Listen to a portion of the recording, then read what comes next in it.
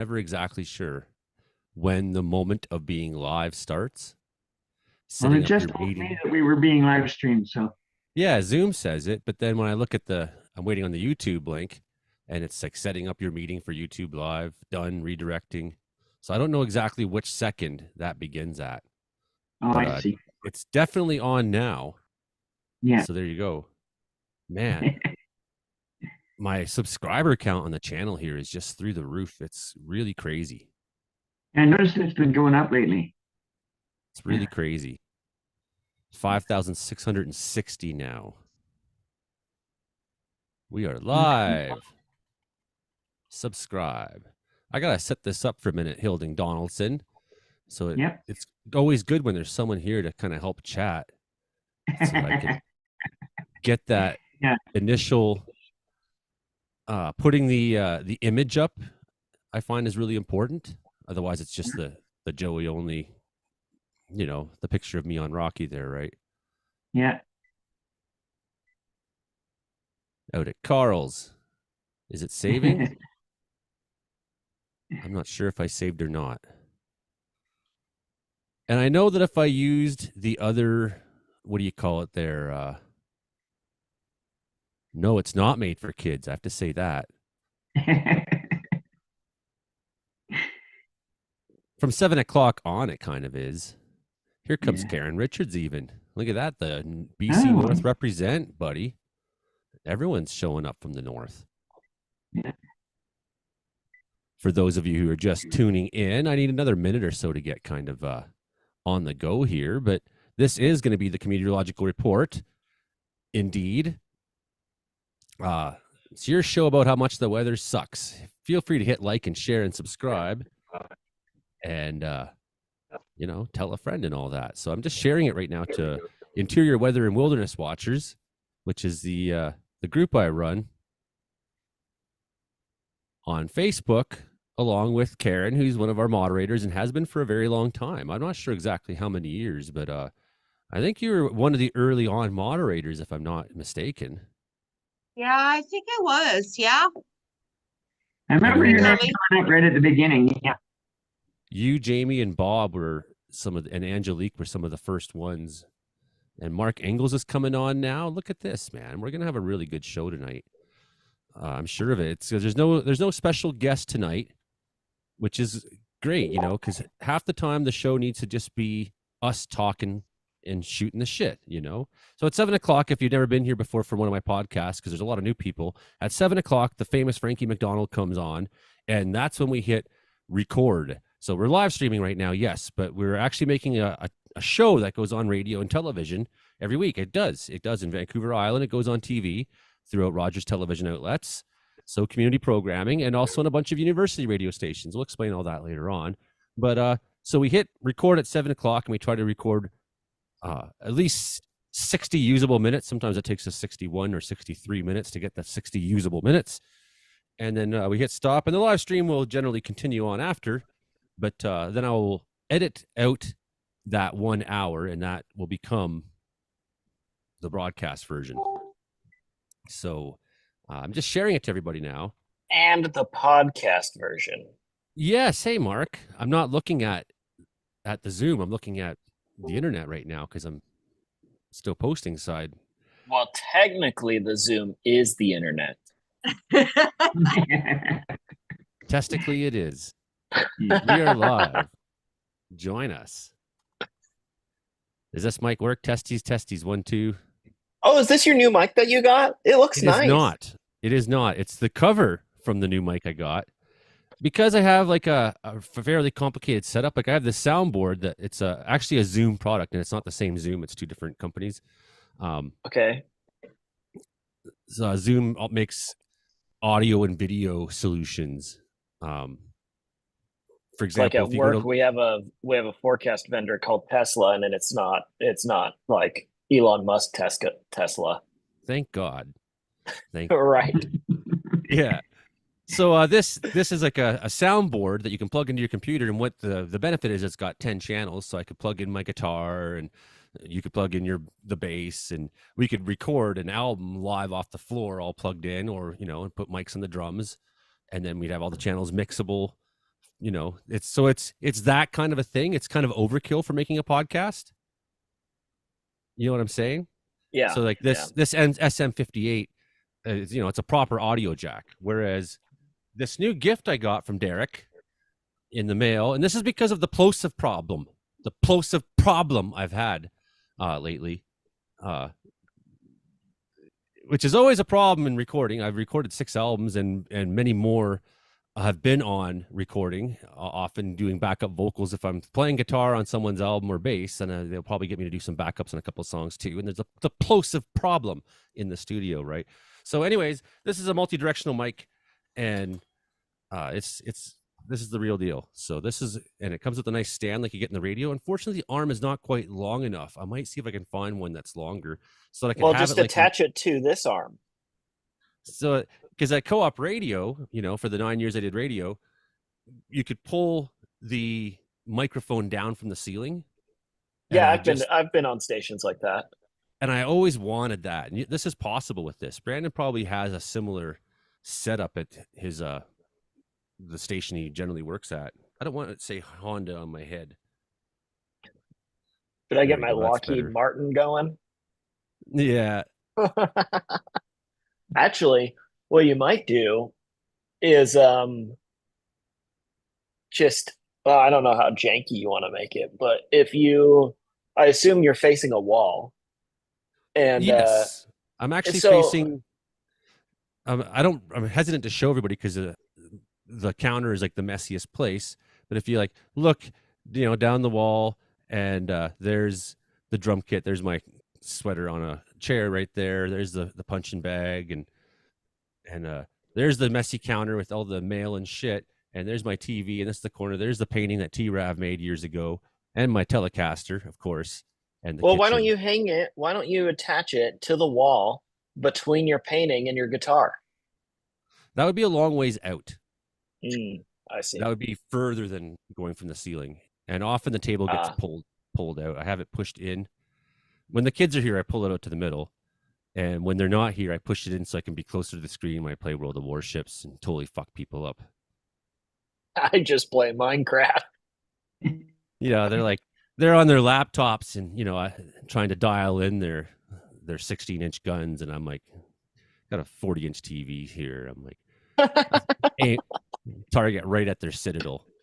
There was a guy when I worked at Avangrid who, on slow night shifts, there's this website where you can like train yourself on tracking whatever thing so that you can get good at shooting on these games. And he would sit there for hours and just rapid fire shoot this one like dot, and he was really good at it. Rapid fire shooting the dot. Tonight's episode title is Fujiwhara Freakout. It's a good thing you're here, Mark. Hey, Brandon Houck's just showing up now. Fujiwhara Freakout. We got 2 storms out there right now in the Pacific Ocean. Got this guy down here. Got this guy up here. Got this high pressure that they're squeezing out. They're fighting and trying to get, and they're pulling towards each other because of the Fujiwhara interaction. They're going to become one in the process. And, you know, I don't think this means it's going to be that much worse of a storm than any other Pacific storm we've had. I mean, this is kind of on par. In fact, there's not the moisture to work with. So we don't even have any high stream flow advisories currently in British Columbia in effect, even though the wind warnings and some things on the coast have gone up. I wouldn't be shocked if they were to issue a few, but like it's not going to be like last weekend. We're talking like 25 millimeters here in the lower mainland, 40 millimeters on the central coast. And like there were parts of the lower mainland that were over 200 millimeters last weekend. Here in South Surrey, the driest part of the metro, almost 188. Like, no, it's going to be, what I'm really worried about is the wind. So actually, Fujiwhara, this is really interesting. Because this is almost like it is a Fujiwhara, but it's not like one of the more interesting Fujiwhara interactions, because sometimes you'll see them like rotate around each other a couple of times. But this is the storm in the Gulf of Alaska is so much bigger that it is going to work around and do some Fujiwhara, but really it's gonna get absorbed by the cold front because it's just so strong. I thought it was funny because last, during Hurricane Helene, Reed Timmer really he kept pounding the words Fujiwhara, and people were kind of freaking out. Like Fujiwhara interaction. What's he talking about, right? And Oh yeah, because that hurricane wrapped around an upper level low. That's right. that's exactly why it moved into the Appalachians as it did, right? Yeah. It was attracted to that low and sort of chased after it and swirled around it. And then in all the movies, it's always like the perfect storm. It's like if these two things come together, and even in Twister, the original Twister, it's like, well, if these cells merge, it's like there's always kind of this like.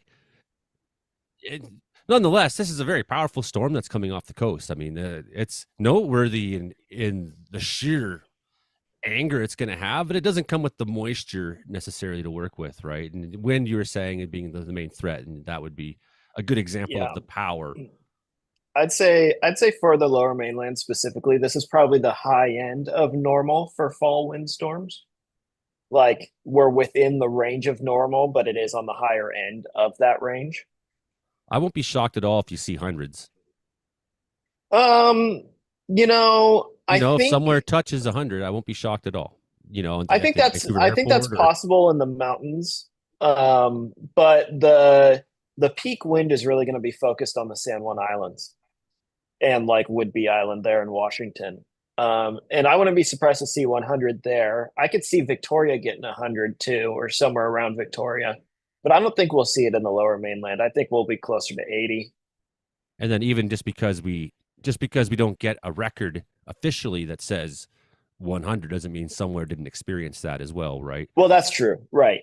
Yeah, there'll be hundreds that we don't see. They'll be isolated. It's not going to be widespread, but I think it's more shocking when we catch those wind gusts. I'm like, wow.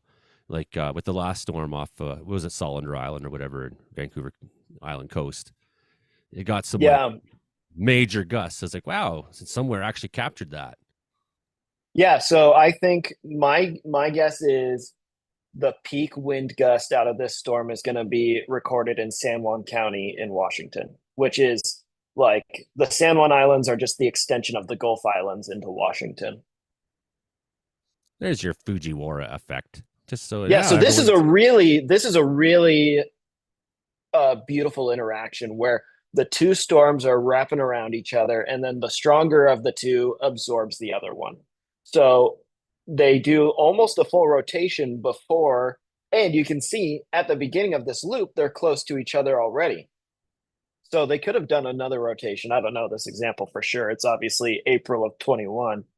And we're not going to there's going to be some interaction, but it's only going to last. This is over the course of 2 days here. And the interaction that we're going to see this weekend is only going to be like for 18 hours or so before the southern storm gets absorbed into the cold front. So the cyclone. So that will tell you where it is. That's Indian Ocean, I guess, right? Yeah. It could be near Australia, but yeah. That confuses people because cyclone, that can refer to anything with the cyclonic rotation, right? And for me, I basically use the word hurricane for everything. I think that's like if I'm looking at a map and it's going on in Asia, I don't say, "Oh, it's a typhoon." How do you know it's a typhoon? Well, it's hitting Thailand.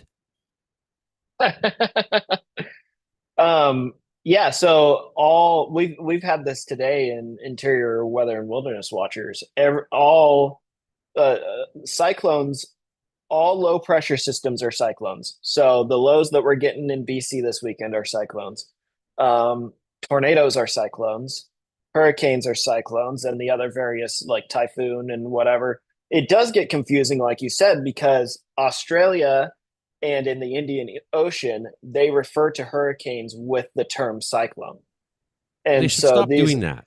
Well, yeah, actually, one of the Aborigine names for a cyclone, what they call a cyclone in Australia is Willy Willy. And that's what they should call it. We got Willy Willy George coming into Darwin here. Hi, your dingoes. Hi, Willy Willy George coming into Darwin. Yeah.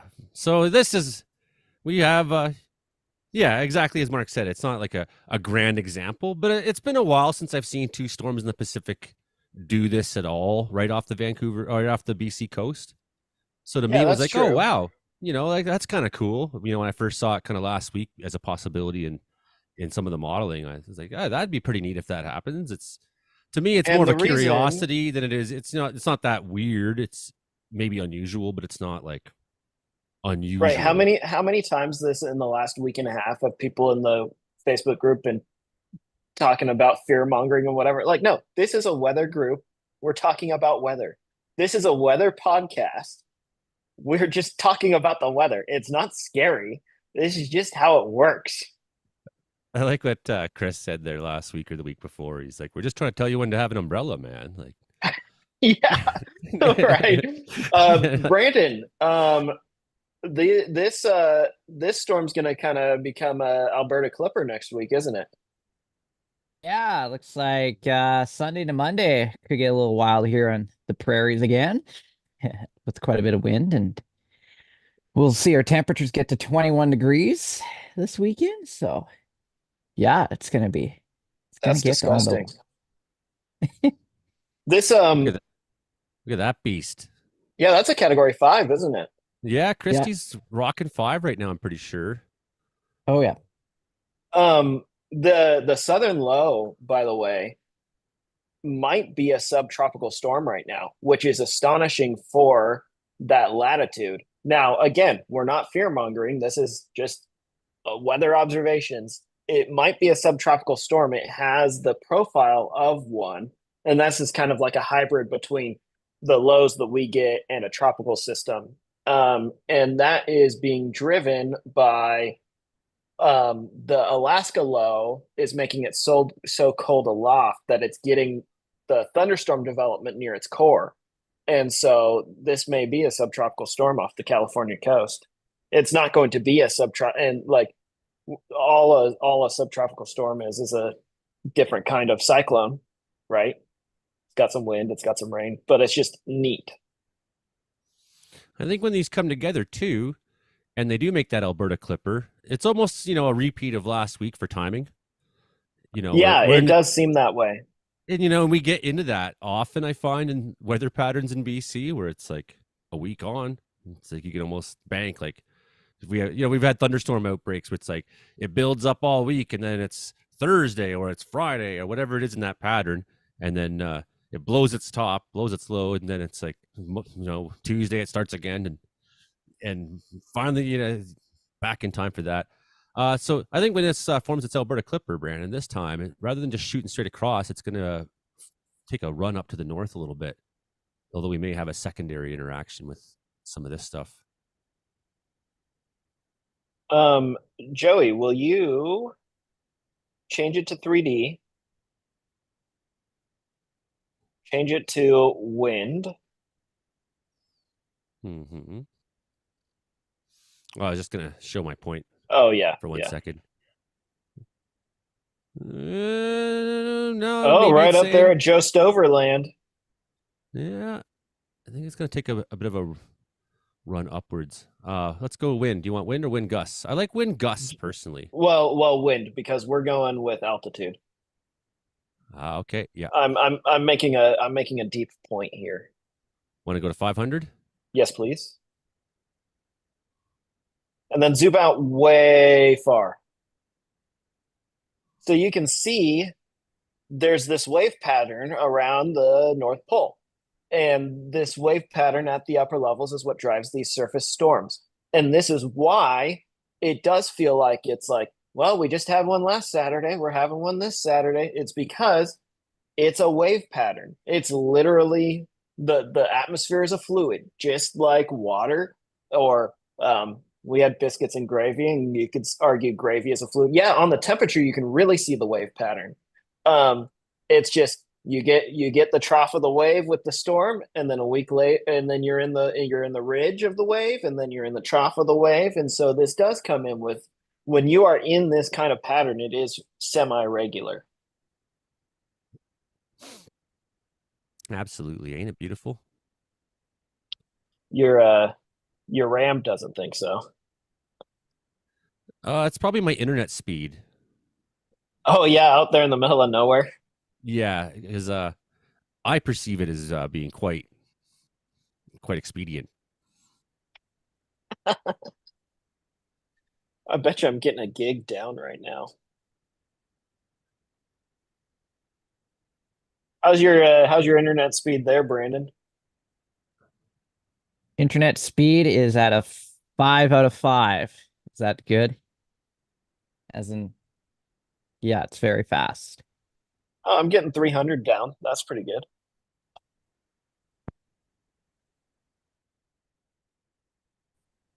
Yes. Let's see. Just have a guess. Where does it go? Yeah, it's taking a bit of a north run. Yeah, northern Jason. Quebec. Jason North, like Oh, a little further north, I guess. a Nunavut low there. Well, yeah, the trail certainly. Got a Is bit of this going to stream do fault. some Fujiwhara or is this just part of the cold front there in Quebec? That happens often up here. Really. Things Yeah. like you often see stuff kind of float up towards Greenland and then just spin their way around. Well, and Greenland is a brick wall because it's so cold and cold air is denser than warm air. It's got that ice cap, and so it's you've experienced this when there's snow on the ground and it's sunny, like it's still cold. Whereas on the equivalent day without snow on the ground, same temperature, it doesn't feel as cold. Well, you do that on the scale of Greenland, and it's this huge high pressure system because cold air is denser than warm air, and it's kind of just a brick wall. We get this. You can see the high in the cold pool up in the Rockies too. Yellowstone's always got a persistent high this time of year up by Banff. Here's where it comes swirling in.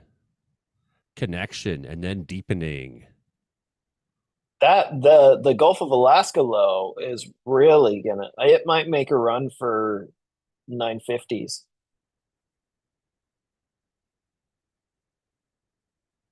And then we It got this does low coming behind it in Siberia right there. 962 Friday evening.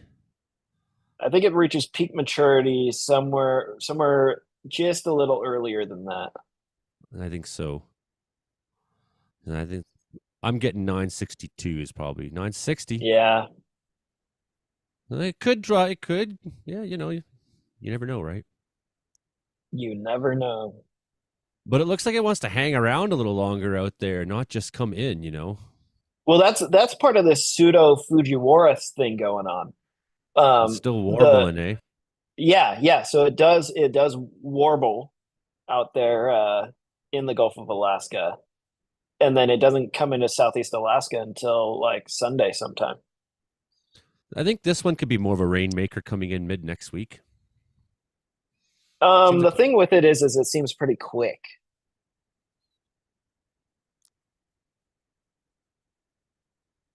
It's going to certainly not stay in one place too long. Yeah, I see what you're saying. But it is quick. It's out of pattern with our weekly storm that we've been kind of going through. Yeah, and then you can see it looks like we have one approaching. And look at this one behind it too. That one's probably going to go into the Bering Strait, actually. That one's not coming for us. We'll get the cold front. I don't know. We'll see. Give me a 949 right like at Tofino. Get those southerlies coming up the Puget Sound. I'm going to go down to the White Rock Pier. That is deep. We'll see if that happens. This is way the F out, but yeah, it is La Nina. Well, technically not, but it's almost La Nina. It feels to me like even if it's not, just the fact that the El Nino pattern is broke has allowed everything to change anyways. I went to a conference in Portland a few years ago, and they were talking about how Enzo neutral years are our best windstorm years, actually. in BC down to Oregon. And so having a weak La Nina, I would think that we'd get some good. Well, we're obviously getting some good storms out of it. Haida Gwa has been seeing this range of winds frequently. They always do. I think this is the special weather statement now that's in effect, and Vancouver's not included in it yet. It doesn't appear, but that's and I think that's a mistake, because I think it's gonna it definitely focuses more on the Strait of Georgia, but I think the wind pattern is going to be such that we talked about the San Juan Islands. If you want to mouse over, just run your mouse over there so the viewers can see. So we talked about that's going to be the peak wind area, but it's going to be coming out of the south. And this map is tilted because of it's focused on Saskatchewan or whatever. Well, straight north of the San Juan Islands is White Rock and Richmond and Delta. It's not going to get very deep into, and Vancouver is not going to see the huge gusts. But I think especially right on the water there, that's where you're going to get those 80s. It'll try to channel like a canyon does with water running down it through the strait, force its way in like rapids. But even then, it's like wind kind of does what it wants sometimes, right? It's like, yeah, right. Why not put the special weather statement a little broader just to be sure? But part of me, I'm kind of bummed that this is coming in super early on Saturday. Like the peak wind is going to be at like 5 a.m. And I don't really want to go down to the White Rock Pier at 5 a.m. and get blasted by 80-kilometer-an-hour winds. But if it was going to be at like 10, I'd be all over that. Hank Vliestra and Imogen the Alien are showing up. Oh, where is Imogen at? Is she with the moon sharks? I think so. Oh, high winds may cause tree branches to break. Power outages can be expected. Pacific low pressure system. And the thing is, if that's their biggest remark for hazard, well, that hazard will be the same here. If it's a 60K wind, the same branches are going to come off and possibly. Well, I think we're going to see. I think they're also underplaying the risk of trees falling over. I was at the Campbell River Park in Langley yesterday, and you step off the trail and it's squashy. Like your foot sinks in, and it's not necessarily that way here in South Surrey because we're on a hill, but anywhere where water kind of sticks around a while, it is soaked still. And it's going to be soaked on Saturday. One of my jobs in wildfire is I'm a card-carrying and educated danger tree assessor with quite a bit of experience over the years. And what is a danger tree assessor? A DTA goes into an area before crews do, and sometimes it can be a little chaotic. You get to go in first. It's my favorite part of the job. And you check for trees that are likely to fall over. And sometimes you reassess, and there's conditions for when you reassess. A good time for reassessment would be after 3 days of sustained burning in the area. Better check those tree roots, or large accumulations of water would be another example, among many, why you'd want to do a reassessment of an area before you let crews just go in there, because we don't want trees to fall on people and kill them. And it's one of the most dangerous hazards. And I've been at a fire where I sort of got myself out to an open spot and just sat there and was like, well, I'm going to wait here for a while until the winds calm down. You could just hear trees coming down everywhere. And it's like, everyone get back to the vehicles. And I was like, no, guys, stop right here. Like running through that to get to safety is a bad idea. Frankie's here, so that means we're almost ready to go. Wow. Yeah, wow. Well, look at all the comments. I didn't realize. I'm just updating the computer. Yeah, Okay, you are. do you need a minute, Frankie? Yeah, I'm Sounds just like updating the computer. Okay, let us know when you're ready. We'll keep chatting till then. Yeah, there's all kinds of great comments already going on, and people are watching the live stream. Microsoft issued update to every computer on the planet. Every computer in the whole wide world, Frankie. Well, they're going to do it to mine. I'm on a Mac. Wait, hold on. What did Frankie do to every computer in the world? Frankie, were you Y2K? Is that what you were doing? You're the No. guy that did that. Jerk. No, I didn't. Thanks, Frankie. Thanks. We got everybody here tonight. This is awesome. It's going to be really Serenade good. already? You ready What there, was that? Frankie? That means, Joey, did you update the computer this week? Okay, we'll give you another minute. I think mine just did it itself. Or They no, do it, like updates. maybe a thing came up and I was like, okay, update. I don't know. I don't know what I did. It wasn't. Well, as soon as you're ready, there, Frankie. We could start now already. How long do you think it's going to be, Frankie? 5 minutes? It's 98% complete now. 98% complete. Yeah. Okay. We'll start the recording. Now it's up to 100%. It's up to 100%, people. Ooh. We'll start the recording then, and you let us know. But I think Mhm. by the time you're ready, Frankie, we'll be ready Yeah. too. Okay. Hello, Prince George, listeners at C for 88.7 FM. Hello, listeners at CKUW 95.9 FM in Winnipeg. Hello, listeners at CFBX 92.5 in Kamloops. Hello, all you television watchers from Rogers Television Outlets in Vancouver Island. This is the Comedeorological Report. Comedy plus meteorology equals Comedeorology. It's your show about how much the weather sucks. And with me here is a whole panel of comedeorologists. Comedy plus meteorology equals comedeorology. A whole panel of comedeorologists, comedians, meteorologists, storm chasers, and weather weirdos on the show once again to talk about all your big weather stories across Canada and beyond. I am your host, Joey, only up here in Wells, British Columbia, and I am joined tonight with a full panel of people. No special guest, just all the special guests, and that's the regular panel. I love having shows like this. So we got everybody. We got Hank Vliestra, storm chaser out there in Wilkie, Saskatchewan. We got Imogen the Alien, producer of the show for television version down there in Victoria, BC. We got Karen Richards, moderator of Interior Weather and Wilderness Watchers group on Facebook with myself. She's in Prince George. Frankie McDonald, the world's famous weatherman. He's updating his computer right now. Every computer in the whole wide world, right, Frankie? Yeah, it's updating the computer. So we'll have his weather report for you in just a minute's time. Hilding Donaldson, the cowboy up here in Grassy Plains, British Columbia, is with us as well. We got meteorologist Mark Ingalls down there in Surrey and Brandon computer Hauk. back online and changing the computer.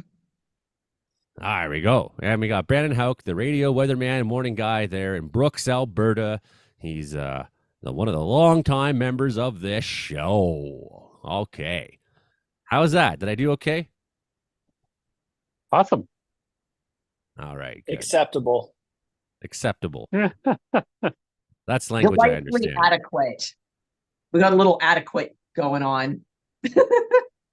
Adequate's about the best I got most of the time. Yeah, adequatulent, passable. Yeah, well, my saying here at the lodge is good enough. Here comes Frankie back in the waiting room. Well, because what we found is that when we tear a wall apart to repair it, then you find there's actually 2 weeks worth of work that has to be done, right? So you put it together somehow and say, good enough. It's used to be a lumber depot back in the day, this building. It was never meant to be lived in. I'm that kind of crazy here, 3,935 feet above sea level. Frankie is almost back with us. I'm here. I'm here, says Frankie. Everybody, Frankie McDonald. How you doing so far, buddy? I'm doing great so far. Then I just updated the computer and things are great so far. And I'm having a great day so far. Are you having a great day so far? Frankie, there's weather warnings and things like that in Nova Scotia right now. Yeah, in British Columbia this weekend. So it looks like maybe you in Sydney, Nova Scotia there could be seeing 40 to 70 millimeters of rain. Is that so? What about Vancouver? It's going to be very windy in Vancouver, Frankie. When it's going to be a lot of rain in Vancouver, Victoria. They had a typhoon in Bangladesh.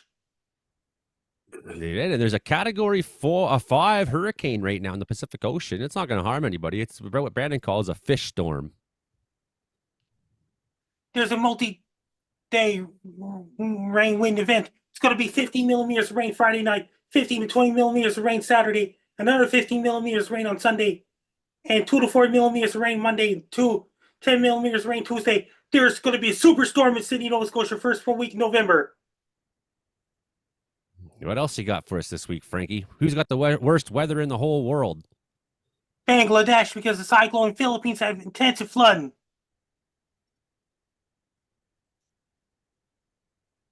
Yeah. Still waiting for your computer there? and the weather all across North America. Wind supposed to be a lot of rain all across Sydney, Nova Scotia, St. John's, Newfoundland. It's going to bring snow in Quebec on Sunday, in northern Quebec and northern Ontario. Then they got a lot of rain in Vancouver, British Columbia. Supposed to be severe weather outbreak in central United States the day before Halloween. It's going to bring a lot of severe thunderstorms Wednesday evening and Thursday in Wisconsin and Ontario and all those places.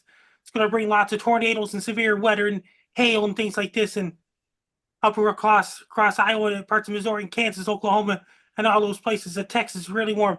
California is really warm too. Then they got really cold air heading for western United States and western Canada this weekend and next week as well. Then late next week, it's going to bring lots of snow up in the mountains of California and things like this. It's going to bring really, really summer-like temperatures up in Ontario on the day before Halloween.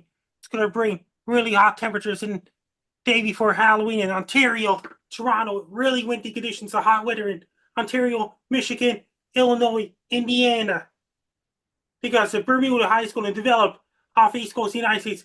It's going to bring really windy and hot weather in Missouri, Arkansas, and all those places. It's going to bring really cold weather in Utah and Colorado, Wyoming, Montana, and Idaho later on in the next week as well. Lots of rain thunderstorms going on in Central America right now. There's another storm coming off the coast of Brazil in northern Argentina. It's going to bring a lot of rain all across southern Chile, coast areas, and a lot of snow up in the mountains in northern and southern Chile. It's really dry in northern Chile right now. Lots of rain thunderstorms going on in Mexico, southern Mexico, Guatemala, Costa Rica, El Salvador, Honduras, Nigeria, and Panama. Lots of rain thunderstorms going on in places like Colombia, Venezuela, and Bolivia, Ecuador, and northern Peru. Up eastern Peru is getting a lot of rain. Western Peru is really dry, so is northern Chile is really dry. Amazon rainforest is getting into the dry season. It's going to get a lot of rain in southern Brazil too. It's going to get a lot of rain in Brazil right now. There's another storm in the United Kingdom right now. A lot of rain in parts of Ireland right now, France, Spain, Portugal. Then it's going to bring stormy weather up in Norway with rain in coastal areas and snow up in the mountains in Norway later on next week. It's going to affect Sweden and Finland and all those places. Moscow, Russia is getting cold weather. And Belarus is getting cold weather. Poland's getting warm weather. So is Germany and Denmark and Netherlands and all those places in France. And this weekend coming up and around Tuesday and Wednesday next week is going to bring lots of hot weather in England, Wales, Scotland, Northern Ireland, and Ireland as well.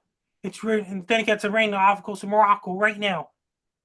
In Libya, it's really dry right now in Egypt and parts of Algeria to get some rain. The forecast in Algeria too.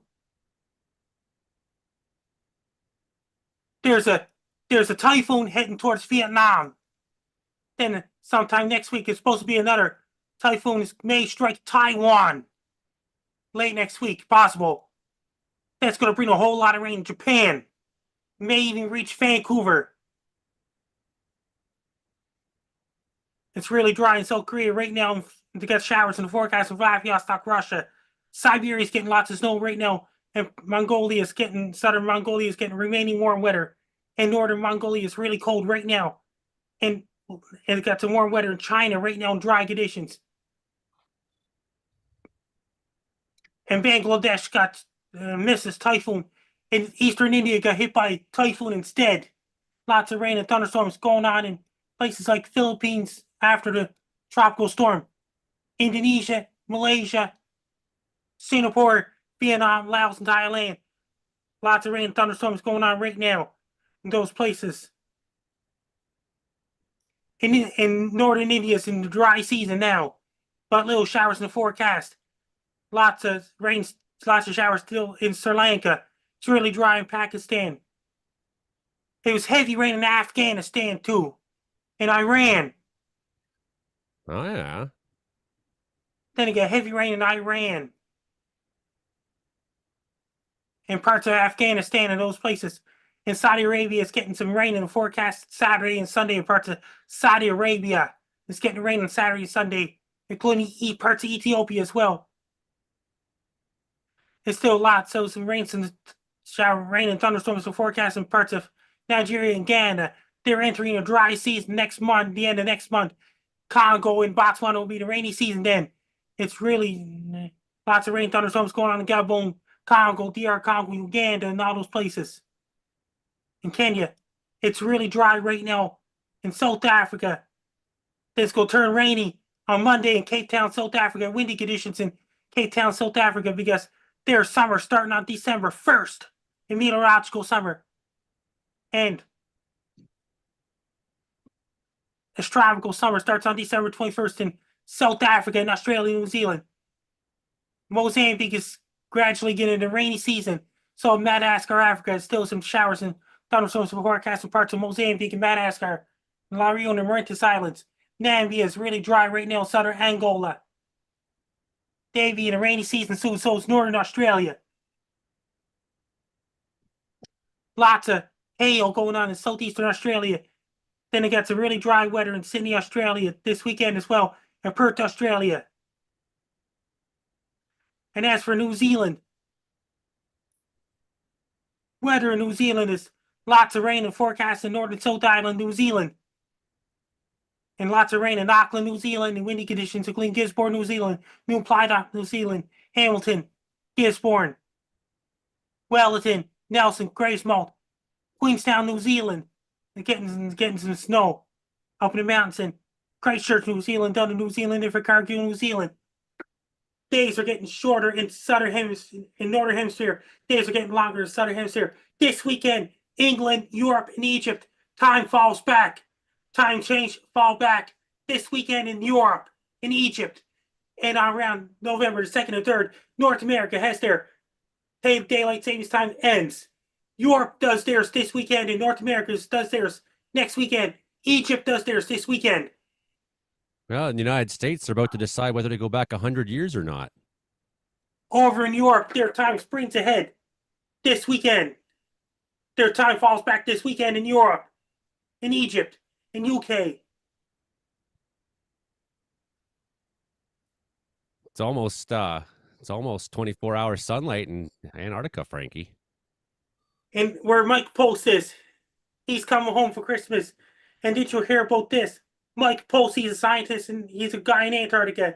And around November 18th and 19th, it'll be dark 24 hours a day in the Arctic. Did you tell Mike Post about the colored lights that can change 16 million colors, Frankie? I sent them that. Good.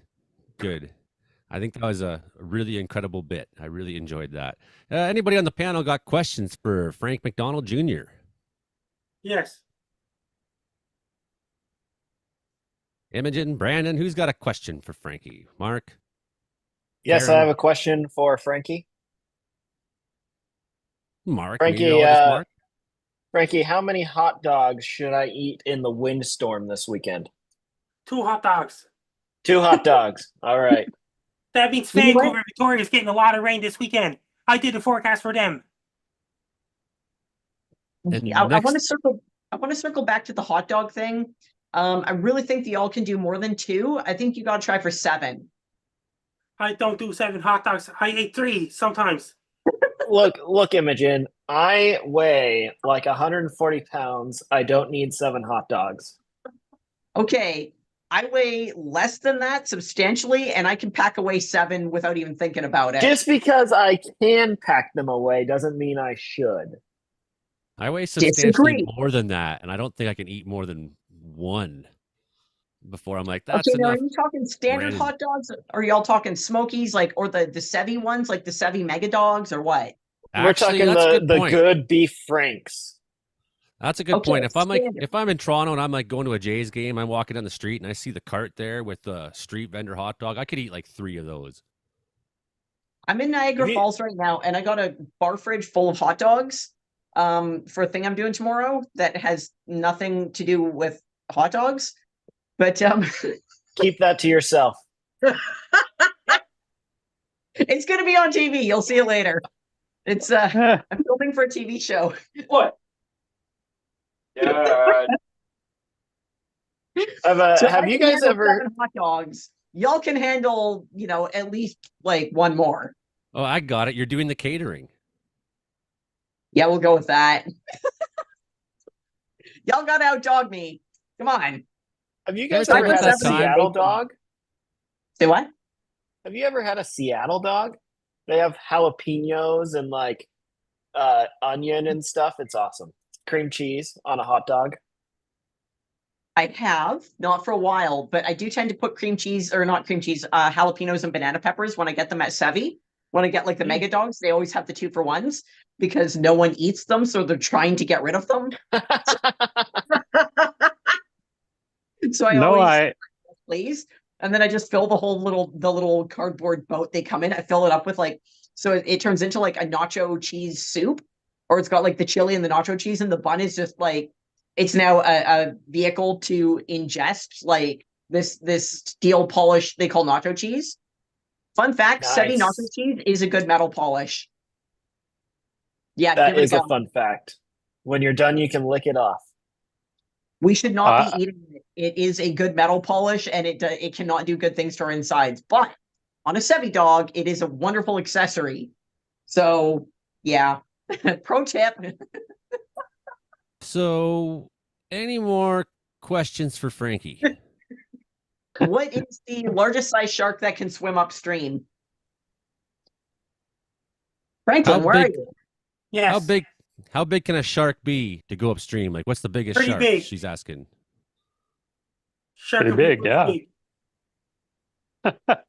Good answer. I guess it depends on the definition of a stream, right? It's like, well, a pretty big shark could go up a river, and a lot of rivers are big, but a stream, what's a stream? What's a stream, Frankie? Right? A How big stream does means it the have to water be? goes different directions. And it can eat a lot of hot dogs. It means Right? like this. It's a dog That means shark. the sharks can eat. Sharks don't eat people. When a shark tries to bite the person, the shark gets really sick. Oh, yeah. Yeah. You have Then to the be. shark eventually dies after shark tries to bite the person. Then the shark dies. Okay, that's only if Sometimes, I that person guess, lives eh? off of Sevi dogs.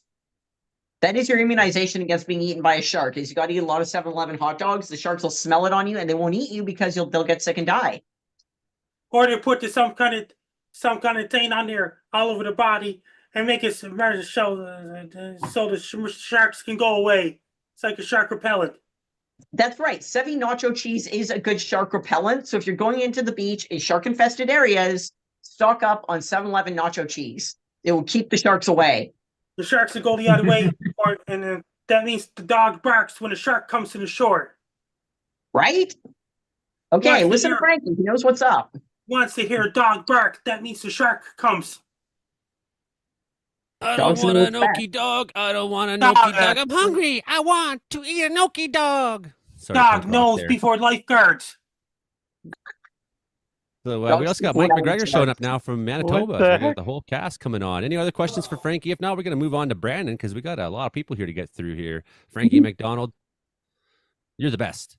We got Frankie McDonald videos, and one of my favorite Frankie McDonald videos of every year is facts about Halloween. That's coming up later on the show, everybody. Brandon Hauk, the Brandon Hauk Report. Ah, that was brilliant. Holy moly. I gotta find a All different right. way to say it every week.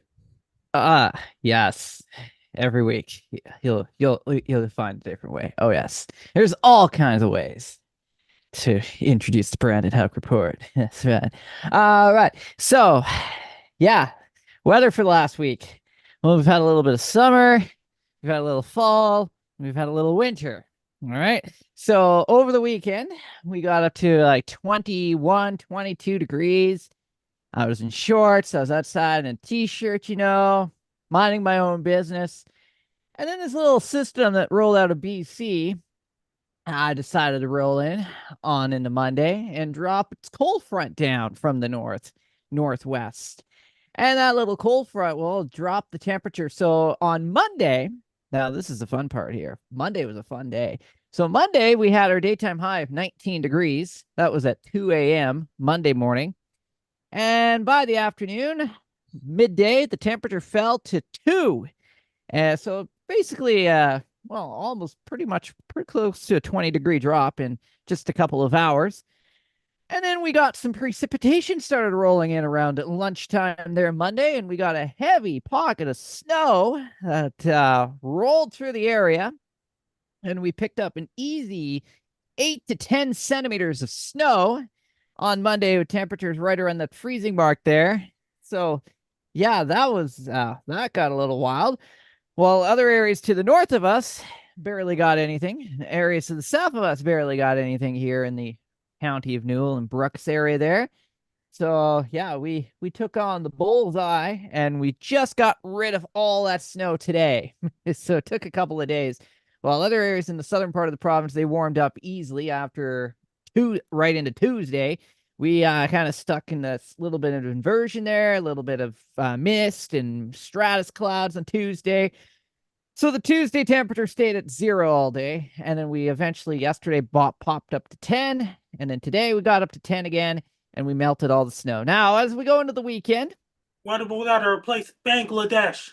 Oh, yes, Bangladesh. They've got that cyclone moving into India, Bangladesh there.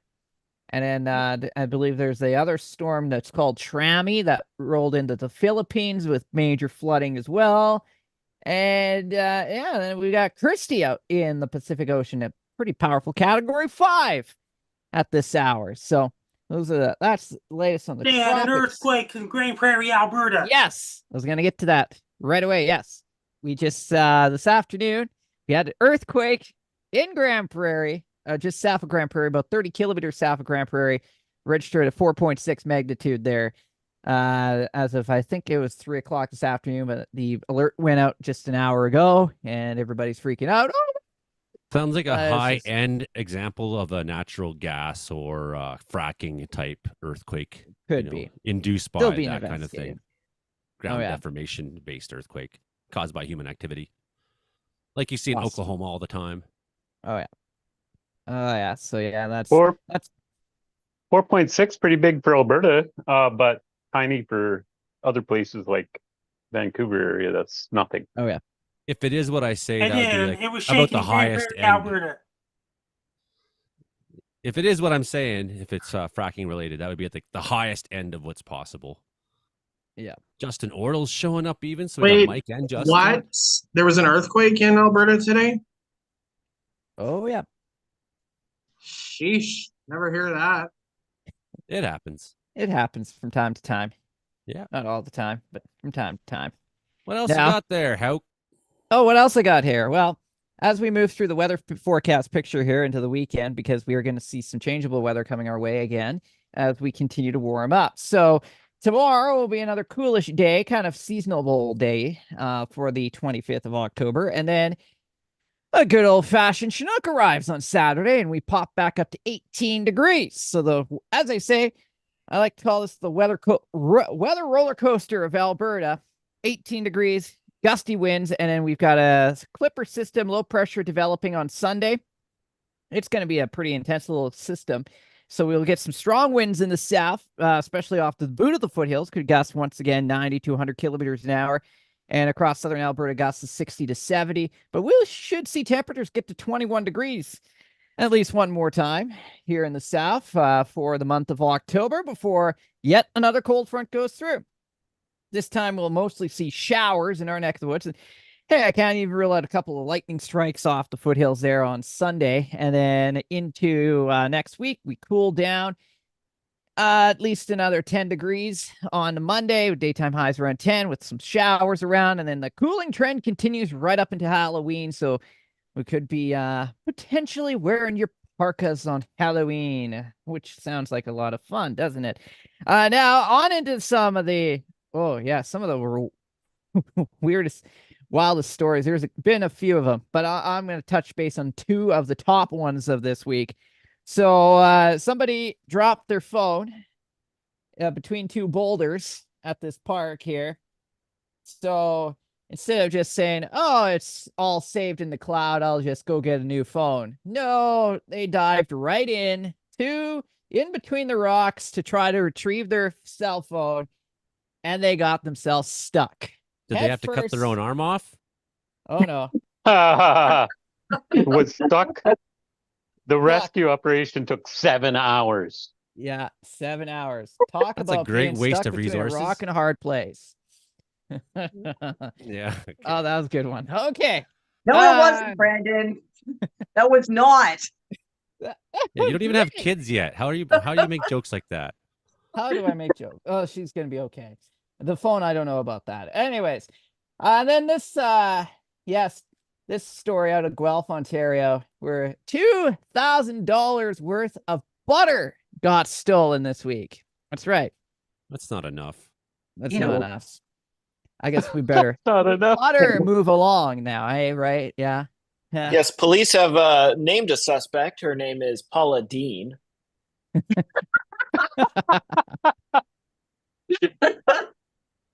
Yeah, you got to compete with like the maple syrup heist. You got to go big in this country. You got to go big. The Brandon Houck report. So here's the challenge.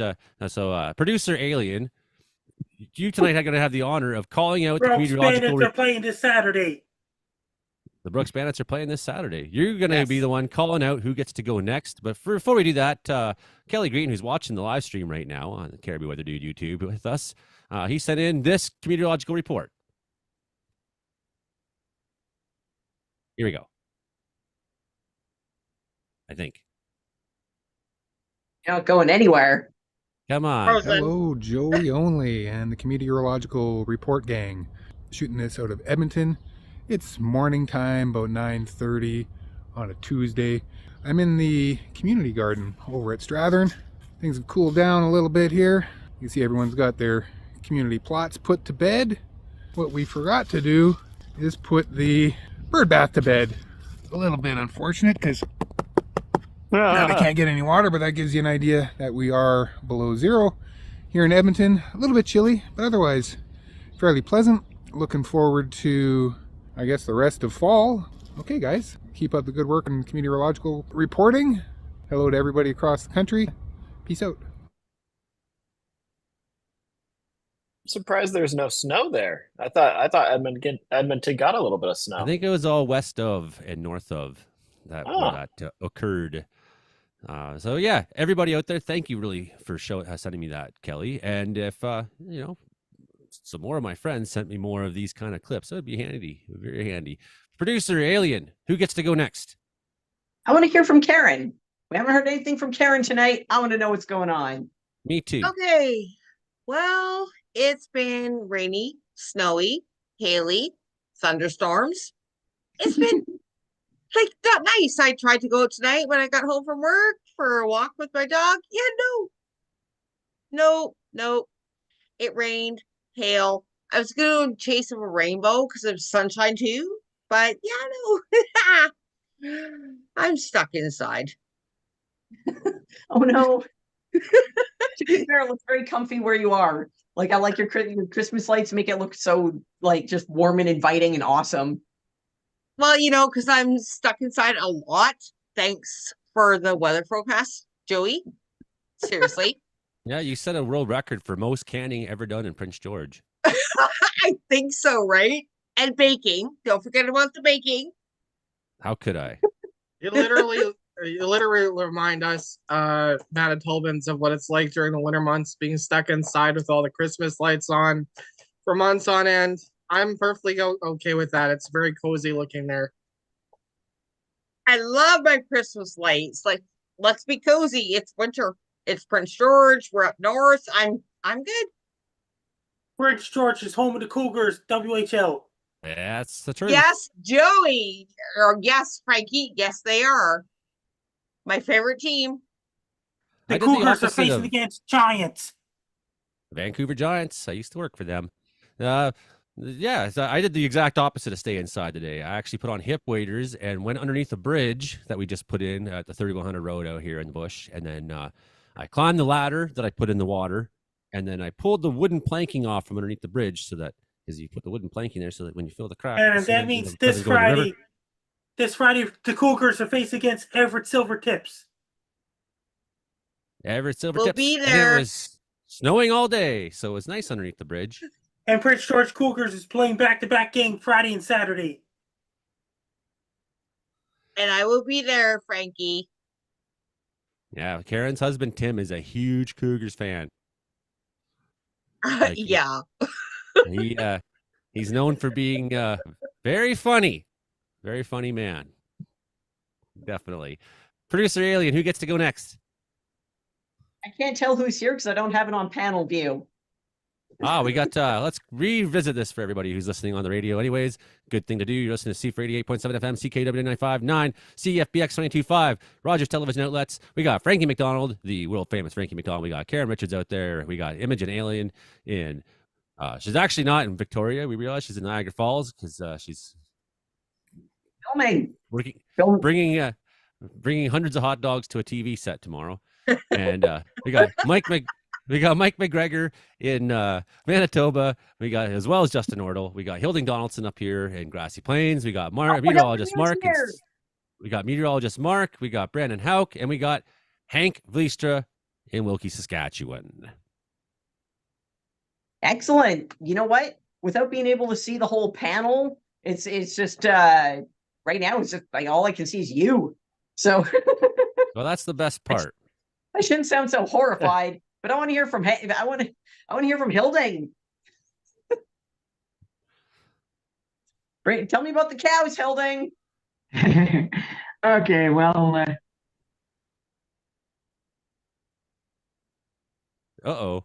Okay, well. Well. This Son of an onion. 33 minutes in, gets his moment. Yeah, I'll tell you about the cows. They moo. A cow laying down is called ground beef. Meteorologist Mark, maybe you should bless us then with some Pacific weather talk here. Yeah, okay. We had quite the atmospheric river event last weekend here in the lower mainland. We had rainfall totals ranging from 100 millimeters in the driest part of the metro to over 250 up in Coquitlam in North Vancouver. That was just like, it was, the storm really overproduced compared to forecasts. And I got a few questions about this, and the real reason behind it is we don't know what's going on offshore very well. We don't have, if a storm's happening in Alberta, well, Brandon Hauk there has all the data from British Columbia and all the data from Washington and Oregon that he can work with. Whereas us, there's like 10 buoys offshore, and like we get satellite images, and that's awesome, but that's telling us what's happening at the top of the cloud, not at the bottom. So it's really hard to forecast in this part of the country, just in general, because of the lack of data. 3 people unfortunately died. One in Coquitlam when a landslide hit her home, and 2 on Vancouver Island that drove into a flooded, washed out roadway. So just a good reminder that when you come across a flooded road, don't drive through it. You don't know if it's been washed out or not. That happened in flooded roads, damage occurs down in the States. Yes. And during the forest fires in St. Annie Winds in California, don't go near the fires. Yes, that's right. Don't go near the fires unless you have Imogen's hot dogs. They're getting St. Annie Winds in California. With cream cheese. With cream cheese, yes. Chili cheese dogs. Chili cheese dogs are better. So Seattle hot dog, since we're going to talk about this, bun, cream cheese, hot dog, jalapenos, sauteed onions. And they're awesome. Okay, this weekend we have a big storm coming into BC again. It's not going to bring the amount of rain that we saw last weekend. The main story here is going to be wind in lower mainland, Vancouver Island, and on the central and northern coast. The wind is actually going to probably be focused in the Puget Sound region in Washington, but I think we'll see isolated values around 100 kilometers an hour along the Strait of Georgia, especially around like Victoria up to like Nanaimo maybe.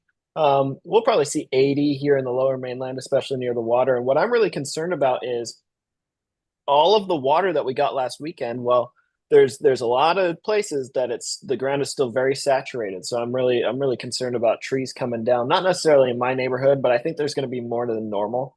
this storm is 2 low pressure systems, one coming from the southwest, one coming from the Gulf of Alaska.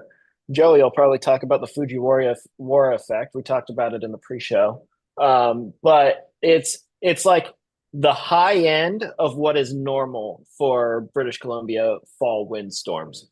So it's not extreme, but it is on the higher tier of what we normally see in a fall windstorm. So that's kind of it, and I'll probably cut it off there, other than to say that I am going to a Vancouver Giants game on Sunday. I don't know who they're playing, but it's cheaper than seeing the Vancouver Canucks. Giants are playing on Friday and Saturday. Who are they playing on Sunday? I'm checking it right now. They're playing against Frankie and a team of Sharks. Vancouver Giants are facing Kamloops on Sunday. All right, so we'll watch Vancouver beat Kamloops. I don't know if you'll watch Vancouver beat Kamloops. Actually, Kamloops was a pretty good team last year, weren't they? They're a very good team. They went nearly all the way. Yeah, They're a that's what I very good thought. team. Very good team. You know who's not a very good team is my hometown team, Vancouver the Giants Tri-City gonna have to- Americans. Vancouver Giants need some trade soon. So that means Vancouver would have to trade players for Kamloops. You know, I want to circle back to your Seattle dogs here, because the one thing that really doesn't sit right with me about that is that the onions are sauteed. You know, with the cream cheese and the sauteed onions, you're going to lose a lot of onion flavor because the cream cheese will just drown it out. Now, if you also if you all put raw onions in there, finely chopped raw onions, you're going to be doing great because you'll get the onion flavor cuddled up with the cream cheese. The cream cheese will cover it and coat it, and it'll just gently carry it through. Well, what I do cheaply at home is cream cheese. My grandma makes a jalapeno jelly from her garden, and then I put the French fried onions on it, and that's my cheap and easy. And it's okay. It's the what is Walmart version, the Wish version. What is a French fried onion? I got a message. I got a message from Base Guy. That means Base Guy's fixing up the studio, and then some of his fans is waiting patiently for Base Guy show to come back. He turned 50 years old on October 19th, and his gear is not all fixed yet. They're fixing the gear and things like this. He's fixing electronics and things like. He's doing a lot of fixing right now. Base Guy. Yeah, remember, Frankie, you weren't getting hit by Debbie. Base Guy is. One of my favorite quotes this whole year. French fried onions are just crispy, like onion bits kind of thing. Oh, I get them at the grocery store. Well, I'm going to go to bed. They're popping. So homegrown jalapenos, you cannot go wrong with homegrown jalapenos. However, right now with the atmospheric river just dousing the hell out of the island, it's going to screw up a lot of the farmland. So a lot of the lower island does have a lot of the island, but like Central Saanich is an area that's just like tons of farmland. Whenever we get hit with all this flooding, it really does a number on the crops. So we definitely have some problems to look forward to come down the pipeline in terms of what we're producing here, because we do produce a lot of our own food, which is nice, but once those crops get flooded out, then it kind of puts a crimp in things. So we can expect certain crops to rise, like prices to rise up coming in around harvest time when we have a lack. They're all going to be a shortage. So yay! More nightmares to look forward to at the grocery store. So what you're saying is the island could become expensive to live on. What a concept. An already unlivable area somehow gets worse. It gets wetter and soggier. You know, it's time to just change out the sink sponge. You leave that sponge in the sink too long, it gets all rancid smelling, and that's what's happening. We haven't got away over to Hank Vleister yet, and we got also Mike and Justin there together. So why don't we just keep heading there east, and we'll go stop at Wilkie, Saskatchewan on our way eastward there. And tell us, Hank, there's I think a solar flare or something's happening, eh? Yeah, I went to go vote today. But on the hot dog, I want to try some of those hot dogs with the cream cheese. Now that I've heard of one, I just don't want to have 7 of them. No, thank you. I'll have maybe 2 or 3 at the most. See, that is an acceptable entry level beginner. That's respectable. A respectable 3 hot dogs to start. Toe in the water, dog in the face. You're focused, you're determined, you're having the full experience. That's Brandon at an eating contest. Yeah. So my He gets wife to had the third car. one. He's like, "Oh, I put a good fight in." My wife had the car. I had to walk to go vote, and walking to go vote, the wind was like blowing so hard that it felt like there was some sorcerer out there who was trying to prevent me from getting to the polling station, as if I was going to, she wanted the evil empire to win the vote or something, and I was there to try to, It was like fighting against this It was a wind. straight on wind as opposed to one that blows to the left or to the right. Blowing right in my face, Joey. Yeah, it was nasty. It's just like But I made it. Vote for nobody kind of win. Yeah, we haven't had a single snowflake fly here in Wilkie yet. It was all south of us, believe it or not. To the Don't north, jinx it. no Don't snow. jinx it. Yeah. So Wizardry. Pure wizardry. Seriously. yeah. So are you going to be chasing these northern lights coming up? I know Justin's going to want to talk about this a lot, so we don't want to steal his thunder, but you also photographed northern lights, and I think something's happening, Hank. Yeah, I mean, it's solar maximum there. You keep coming back over and over again. And we've had this year, it's been absolutely mind-blowing. The amount of colorful northern lights we've had is just off the charts. And there could be more coming. I don't know for sure when, but they're definitely in the next few days going to be something. Justin Ortle, Runnis Weather Center, Manitoba, you and Mike. Massive solar flare increases the visibility for another night of northern lights coming up. What do you got on that? I'll let Justin go ahead. Going on. You got a lot going on in Manitoba this week, I think, don't you? Yes. Hello, everyone. Thanks for having me again. Thanks for touching on that, Hank. We do have definitely quite a few pretty active sunspot regions rotating back into Earth view here. And they are regions 3873, 3872, 3871, and 3869. And yesterday evening, late evening, we actually had a solar flare from both region 3872 and 3869. That was an X 3869. Yes, was an X 3.3 class flare. And unfortunately, most of the plasma is going to be ejected away from Earth. But it is coming wide enough that we could get a glancing blow. And so there's a G1 geomagnetic storm watch in effect for this upcoming Saturday. That would be October the 26th. So definitely could be some northern lights that night if everything comes together. If not, those sunspot regions are just continuing to rotate into a better Earth strike zone. So over the next 7 to 10 days, we'll have to watch for further flare activity from the sun. And, pretty much guaranteed. Yeah, pretty much. They look pretty awesome. Could be a repeat of back in 2003. We had quite an active Halloween period there of northern lights back in 2003. Could be a repeat of that. In terms of the weather story, Brandon keeps sending those clippers to Brandon, Manitoba. Nice one, Justin. Yes, and so we had a bit of that clipper move through on Monday, October 21st, and we had some temperature records broken. In my city of Brandon, Manitoba, we had a temperature record dating back to 127 years ago. Back to 1897 was shattered. The new record was 24.9, and the old record in 1897 was 22.8. And we've been mention a couple, Justin? We've been keeping records since 1890. I'll just say that one. I'll let you mention the rest, okay. But I'll just going to finish here. And anyway, it looks like this upcoming Monday, we have kind of a repeat pattern with another Alberta clipper moving through. It's going to raise the temperatures back up. I don't know if we'll beat records this upcoming Monday, but it looks to be close. That means Chinook wins. Definitely. Yes, Frankie. And then we have some snow on the north end of that, some cold air funneling through, and that clipper is going to lift north, and it's going to impact Lynn Lake up towards Churchill, Manitoba. Going to bring 5 to 10 centimeters of snow. So southern Manitoba will be warm, northern Manitoba will be cold with snow.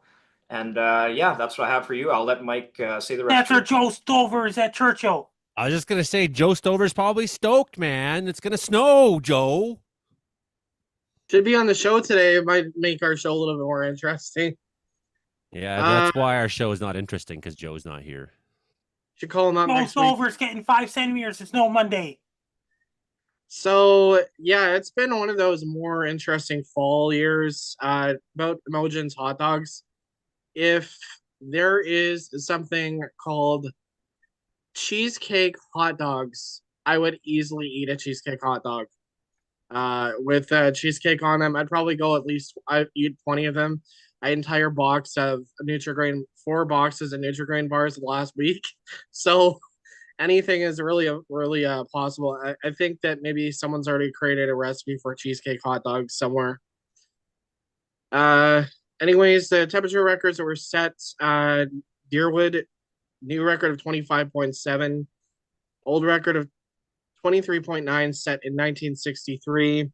Melita 25.6, the old record was 23.5, set in 1986. And Pilot Mound as well as Steinbach, both records are set in 1986. 22.4, 23.6 in Steinbach, old record of 22 in 1986. And it did rain the other day in Winnipeg. It was actually kind of interesting because we hadn't had rain for about three and a half weeks before that.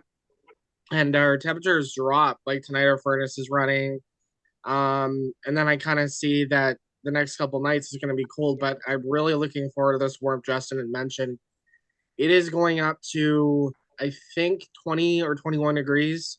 Old record in Winnipeg on that date old record of 17 degrees in 1950.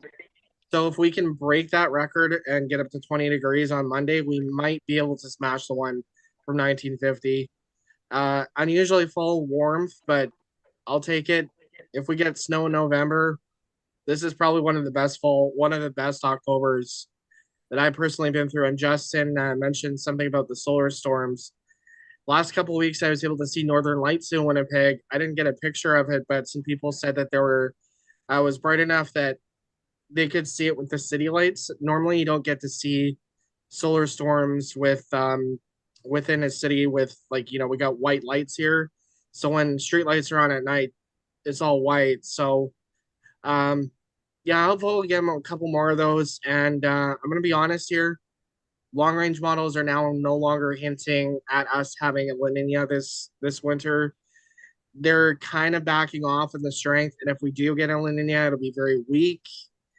So maybe we'll get a cold winter with the polar vortex, but I don't like looking too far ahead. But regardless, it's interesting, Manitoba. I think we're taking much of the warmth. Brandon, keep sending it this way because we're gonna need the Chinooks in the winter months. It is -2 Celsius in Wells, BC at 7:49 p.m. on Thursday. I always forget to say this, and the radio listeners must get freaked out, that today is the 24th of October because you're probably listening to the show and maybe you're listening to the rebroadcast next Tuesday and you're like, oh, they're my God. Thinking, why is it's Monday today? This guy's mentioning Monday and I'm trying to add into the show to make it fun. Okay, Frankie. Guess I'm what? ready for the videos. I'm ready for your videos, Frankie. Yes. And you got a couple good ones this week, including Facts About Halloween 2024, which is always my favorite, the Facts About Halloween every year, Frankie. Yeah. And I love when Dracula shows up as well.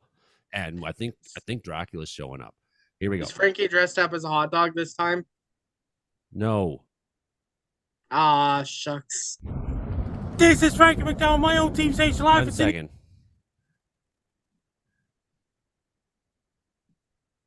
And go. This is Frankie McDonald, my own team station live in Sydney, Nova Scotia. Heavy rain is headed towards Vancouver Island on Saturday, October the 26th, 2024. It's going to bring up to 30 plus millimeters of rain in some locations in Vancouver Island. It's going to bring really strong winds in the west coast of Vancouver Island, including Tofino, British Columbia. It's going to bring big waves crashing on beach and shores, and heavy rain and strong winds going to hit Victoria, British Columbia, Port Renfrew, British Columbia, Sauk, British Columbia, including Sanders, British Columbia, Duncan, British Columbia, Ladysmith, British Columbia, Nanaimo, British Columbia, Brecksville, British Columbia, Kurgan Beach, British Columbia, Port Alberni, British Columbia, Courtney, British Columbia, Cormac, British Columbia, Campbell River, Port McNeil, Port Hardy, British Columbia. It's going to bring a lot of rain. Winds are going to be really strong. Sense of low pressure systems headed towards near Vancouver Island on Saturday, October 26, 2024 is going to bring a lot of rain. Winds are going to be really strong in Vancouver Island as well. People, Vancouver Island, be prepared. Have your rubber boots ready, raincoats ready, raincoats ready. When you go outside, wear your rain gear, wear your rubber boots ready, raincoats, keep it dry. On the west coast of Vancouver Island, umbrella will be damaged from very strong winds as well. Stay away from the beaches and don't go near the shores of Vancouver Island. Don't walk through the puddles. Avoid the puddles when you go for a walk or you drive a car. Don't drive a car through the puddles either for people in Vancouver Island, including Victoria, British Columbia, Nanaimo, and Port Hardy, and Campbell River, and Port McNeill, Courtney, Comox, and all those places as well, including Duncan, British Columbia. If you have anybody live in Vancouver Island, be prepared for heavy rain on Saturday, October 26, 2024. Take care, stay safe. Don't get caught in heavy rain. Stay dry and be safe. Here we go. Red Gore! Vampire saying Bitcoin. Here's the facts about the Halloween night in 2024. Yes. A lot of kids will be going trick-or-treating on Thursday, October 31st, 2024. It's going to be a great Halloween, and people will be dressing up, and kids will be dressing up as Draculas, vampires, Frankensteins, ghost goblins, and superhero costumes, and they can dress up as professional hockey players, baseball players, football players, basketball players, and they can dress up as superhero costumes and things like this, and ghosts and goblins and Frankensteins and vampires, Draculas and things like this on the Halloween 2024 all across Canada and the United States and United Kingdom and Europe, even down South America and Australia and Africa and New Zealand and Asia. It's going to be a great Halloween. The first thing you got to watch out is be extremely careful of bad kids, because bad kids could be smashing pumpkins on Halloween night. A lot of bad kids will be smashing pumpkins that night, including Toronto, Ontario, Vancouver, British Columbia, Calgary, Alberta, Edmonton, Alberta, and Winnipeg, Manitoba, Regina, and Saskatoon, and Prince Albert, and Moose Jaw, and Swift Current. It's going to be a great Halloween. Don't go roaming in the streets and things like this. There could be a lot of bad kids on Halloween tonight in 2024. It's going to bring trick-or-treaters and things like this. A lot of young kids will be going trick-or-treating that night. When you go trick-or-treating, be mighty careful on Halloween night 2024. It's going to be a great Halloween all across North America, South America, Europe, Asia, Africa, Oceania. They'll be getting a lot of treats like soda, chips, bars, things like this, and candy and things like this. The kids will be getting a lot of candy in Halloween 2024. They'll be dressing up as Halloween costumes. They'll be going to Halloween parties and things like this. They'll be going to Halloween parties and things like this. And during the Halloween night, be mighty, extremely careful when you go for a walk. Be extreme careful. Don't go near bad kids. Stay away from bad kids on Halloween night. It could be smashing pumpkins and things like this. It could be doing bad things in Halloween night, like smashing pumpkins and things like this on the Halloween 2024 on Thursday, October 31st, 2024. It's going to bring great Halloween. They'll be trick-or-treating and things like this. It's going to be really great Halloween for kids to go trick-or-treating and things like this. And it's going to be mighty careful when you go trick-or-treating on Halloween 2024. Be extreme careful out there. All across North America, South America, Europe, Asia, Africa, Oceania, all over the world in Halloween 2024. Be mighty careful when the kids go trick-or-treating, things like this. It could be bad kids smashing pumpkins and things like this. It's gonna be mighty careful when you go trick-or-treating that night. Them teenagers and trolls. During the Halloween night in 2024. Be mighty careful when you go trick-or-treating in Halloween 2024. Be extremely safe when you go trick-or-treating. All across Canada, the United States, and the world, including Europe and England, and Asia, Africa, Oceania, and South America, even Australia and New Zealand, and Chile and Argentina, and all these countries and Falkland Islands as well. Be mighty careful on Halloween on October 31st, 2024. Take care, stay safe, and be safe. No. Hey, here we go.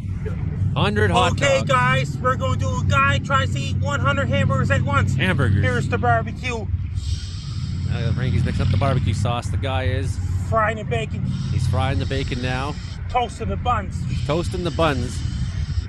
Putting barbecue sauce on it. Now goes the barbecue sauce. That comes next. And real cheese. And real cheese this time. He's cooking it up there real good. Putting all the onions on it and tomatoes and things like this. Even mayonnaise. I like mayonnaise on my burgers. Barbecue and hamburgers as of right now. Hamburgers are ready. Guys, I want you to eat 100 hamburgers at once. Eat them all right now. Eat those hamburgers right now.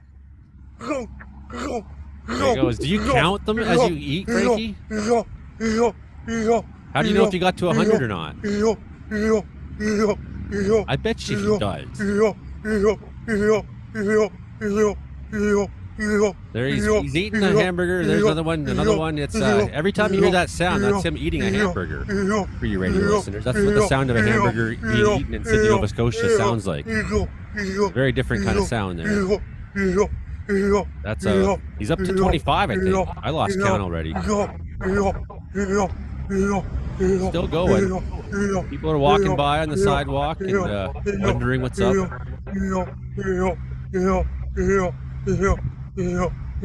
Holy cow. I'd fall down by now. Slow it down, everybody. It's getting hard. Really struggling now. The fire department's coming even to check on him.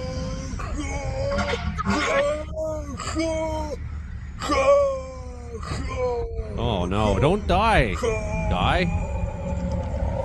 Oh, the guy's falling down now. I just fell down. 8! 10 more hamburgers! Don't go falling down, guy. Oh, he's really struggling. I feel bad for him. He's suffering. You're watching a man deeply suffering now. He can bear. Oh, he's falling back down. I can't take it anymore. Go falling down. Yeah, you got 5 to go, buddy. Eat 5 more hamburgers.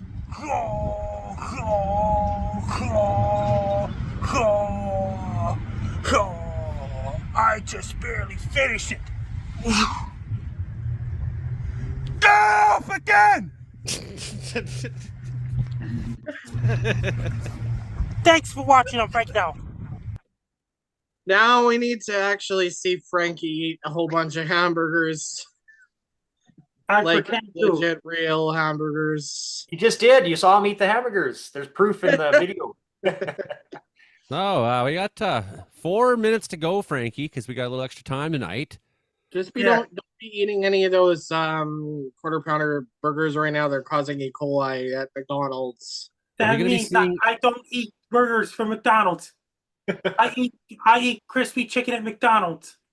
Yeah. What about you eat them at Dooley's Pub? You get your hamburgers there? I get hamburgers somewhere else. Somewhere else there at Frankie, I just gotta say, I got my Halloween goodies. I was ready in your video. I got my smashing pumpkins. I got my candy. The candy is all blurred out, Justin. I know my camera, it's not working, but you can see it. There it is. Yeah, you gotta be careful of all them teenagers and trolls, eh, Frankie? Young teenagers and trolls, they don't know any better. They don't know any better. I feel bad for them. Poor guys. They don't actually know any better. I wonder if anybody on this panel have had their place toilet papered during Halloween. No, people wouldn't do that to me because they fear me here. I'm just saying that's probably happened to a few people. I tell you, Frankie, I was the bad kid smashing pumpkins. In fact, it's hilarious. In fact, we tried to jump over them with our skateboards. See, that's the way you smash them is your truck's headed and you bail. You're doing something awesome, and it gets more awesome when you do a face plant over a pumpkin. Totally. Pumpkins fighting back. Pumpkins fighting. Yeah, so that's what we did in the 90s. We just skateboarded. It's like, well, there's nothing to do. There was no people weren't on the internet and stuff like that, really. And people didn't have gadgets. We actually went outside and did stuff at night. And a lot of it was illegal, I guess, but maybe some of it was less illegal than Maybe others. some. But Little we were blue tidbits. having fun. We were being teenagers and trolls, just like Frankie warned you about. How do people find you on the social media, Frankie? If you want to find me on social media, my blue sky's at Frankie MacD. My link tree's at Frankie McDonald. My ex formerly known as Twitter is at Frankie MacD. My Facebook is Frankie McDonald. My Instagram is Frankie MacD984. My TikTok is FrankieDonald984. My Clapper is FrankieDonald984. My Twitch is FrankieDonald984. My Snapchat is Frankie MECD1. My YouTube channel Stocks Rules. And my LinkedIn is Frankie McDonald. Best luck to you. I'm Frankie Donald. You're listening to Comedeorological Weather Report every Thursday nights at 7 p.m. Pacific, 11 p.m. Atlantic. Yeah, that's right. I'm your host, Joey Only, up here in Wells, British Columbia, in our esteemed panel with Hank Vliestra and some other people. It was a great show, everybody. It's a great show.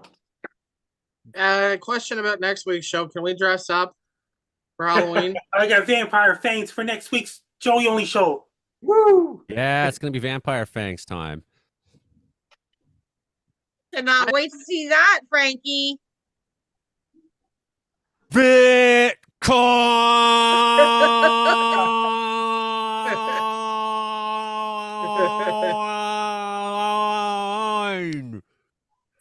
Frankie!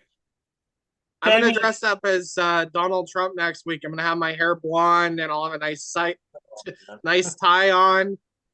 That's even more disgusting than your cheesecake hot dog idea. I'm just kidding. I'll dress up probably as something down. I'll surprise you guys. Dress up as a Brandon, cheesecake I hot want to see you dressing up as the chef with your smoking good barbecue. The smoking good. Oh, I got some stuff in the trunket over here. You never know. I might change it 5 times. Yeah. I wish I'd eaten a lot of food before we talked about food all episode. That was my habit on Thursdays. You're just gonna binge on hot dogs. I think I'd actually have a couple hot dogs in the fridge. I'm a kid, but I was the stepson of a butcher. Mom eventually married Tom. I was, I was, adolescent or something like that, and he was a butcher. And I'd be like, "Can we get hot dogs?" And Tom would be like, "No, that's Lipson." I was enjoying my bacon during the show. Sorry if I made you hungry. Like, I guess I'm gonna go to my friend's house because they have hot dogs there. Not all hot dogs are made of floor scrapings. Just gonna throw that out there. I worked in a butcher shop. Some of it comes off the walls and ceilings too. Much like I worked in a butcher shop. I worked in a butcher shop for a while, and we made hot dogs. And to get that texture, you just double grind it, so it comes out in that that uniquely hot doggy in texture. And it was not floor scrapings or ceiling drippings or whatever. None of that. It was actually really good. Well, you know what I did? Because I had a couple donations come in, and people were like, I want to support Joey. And I was like, you know what? I'm going to actually do something. They definitely got to watch out for teenagers, clowns, and trolls in Halloween. Teenagers, clowns, and trolls. I went to the Caribou Butcher, the Germans, and I got a box of meat. That's the show, everybody. Someone needs to. That's all I want for Halloween is more meat. Bye now. Frankie's warning us that teenagers and trolls are going to steal Joey's hot dogs, and Joey's taking it seriously, and all of a sudden Frankie's like, the end. Also have to watch out for teenagers on Halloween too. Teenagers could do bad things up at Churchill as well. Yeah, I guess so. But polar bears will be after them if they try to do anything. The thing is, Frankie, the reason why people like Joe and myself live in these remote places is because people don't screw around here, man. Yeah. Like, Frankie's everybody, their kids, and they like you. They don't want to screw you over. He's gone. That's those kids that walk by every day on their way to school. Like, I'll get you tomorrow. I know where you live, kid. Like, this is Wells. It's not like that here. There's like 9 people there. There's no point. You can't get away with anything. No, there's not 9 people here. There's just 9 good people here. Out of 11 people. Out of 300, man. Well, it's because you're the outlaw, Joey. This is the Outlaw Mountain Lodge. That's the name of the place here. Yeah. You probably don't know this. My building is 12,000 square feet, man. It's fucked up. Yeah, it used to be the lumber I'm depot.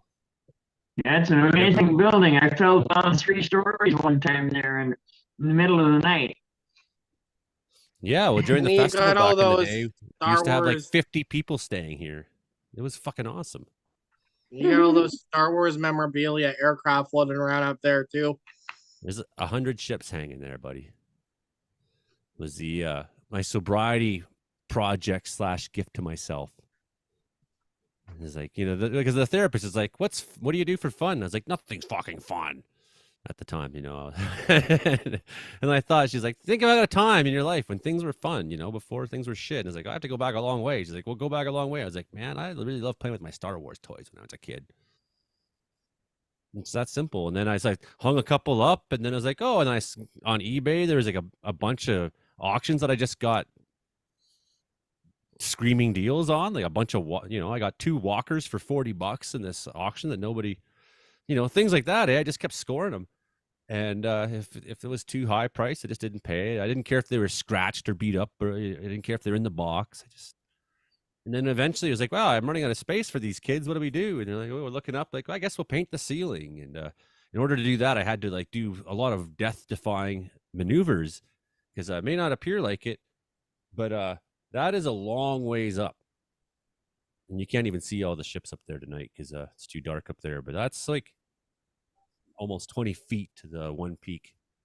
You must have had one massive big ladder to get up there. I did not have a ladder. I did not. No, actually. he just dangled. I did build one beside. It's true. I just angled. I did build one. You can't see it in the dark, but beside the chimney, there's a ladder I built into the wall. You can see one of the harnesses there, and I literally tied myself off up there and was hammering toys. I realize I've known you for this many years, Joey, but yeah, you just dangled and done stuff. I do things, right? I think maybe it was Kelly Green there who was laughing the other day. He's like, you're fucking hardcore, man. I was like, I guess so. It's not that I'm strong. It's just everyone's so fucking weak. Well, Joey, you're stronger than me. When I was 13, I decided to go down on the Orange Hills at La Riviere, and I kept falling on my skis because I didn't know how to ski down a hill. I thought I could just go straight down. I kept falling, and it seems to me like that there's a similarity of you having to climb all the way up to the top and me having to go all the way to the bottom, and I kept giving up. I thought I was great at skiing at Devil's Elbow in Ontario, and then I came to the West where there's mountains. I was like, oh, snowboarding is hard. That's a long way. Okay, my legs are getting tired. I've been 5-10 minutes going down this hill. You're still going. Yeah, man. It's great. We're going to have so much snow here this winter. It's going to be ridiculous. It'll be unlike anything you've ever experienced. Shush about that. Exciting. Exciting. That's a swear word around here. Let it snow, let it snow, let it snow. I'm waiting for it in Manitoba. It can come anytime. Kelly Green has sent me. So what? I don't know if you guys are aware of this. What's been going on in the comments, but some weird subtitles came up during Frankie's original forecast, and the AI screwed up. And so Kelly Green actually snapped a screenshot of it. What is that? I don't think Frankie said that. I don't think Frankie said that. Not he did not. When he was talking about Brazil, I think this came up. something like that, right? Oh my! Let's go kill him. Uh-oh. We're gonna get a strike on the YouTube channel. That is Halloween shit, man. I think they're pretty good about a lot of things these days. Like, honestly, I've cussed and sworn on YouTube for years and never once had it flagged. So I eventually just kind of let it go. And I was like, you know, I'm just going to talk the way I talk. And I like watch other YouTubers. And the big one they don't want is in the first like 30 seconds of your video, it to be really profoundly foul. You know, so I think that's one thing that in the check marks they want you to say, like in the first 15 seconds, no one swears. I mean, but that's your standard, 15 seconds. Can you go 15 seconds without swearing? It's like, no, Joey can't. No, I can't. But I can turn it on for professionalism, even if I can't do it.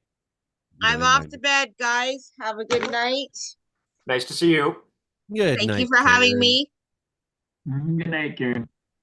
Talk to you guys later. Nothing Good like what night. Go kill him. I mean, Don't what? Don't kill who? let's go kill him. No, I'm Nothing good. like I'm what- good tonight. Yeah, be nice. Be nice there, Karen. Yeah, I'll try. It's a struggle. Good night, guys. Good night, Karen. Well, nothing like what happened to me. My Facebook got shadow banned because I shared a fake satanic imagery of Taylor Swift. I thought it was real. Right? I've sworn on my Facebook several times that it blocked me just for that. Watch out for Zuckerberg. Watch out. He's always watching. It's like what I find is if you say things that are true, you get in trouble way less. For shame.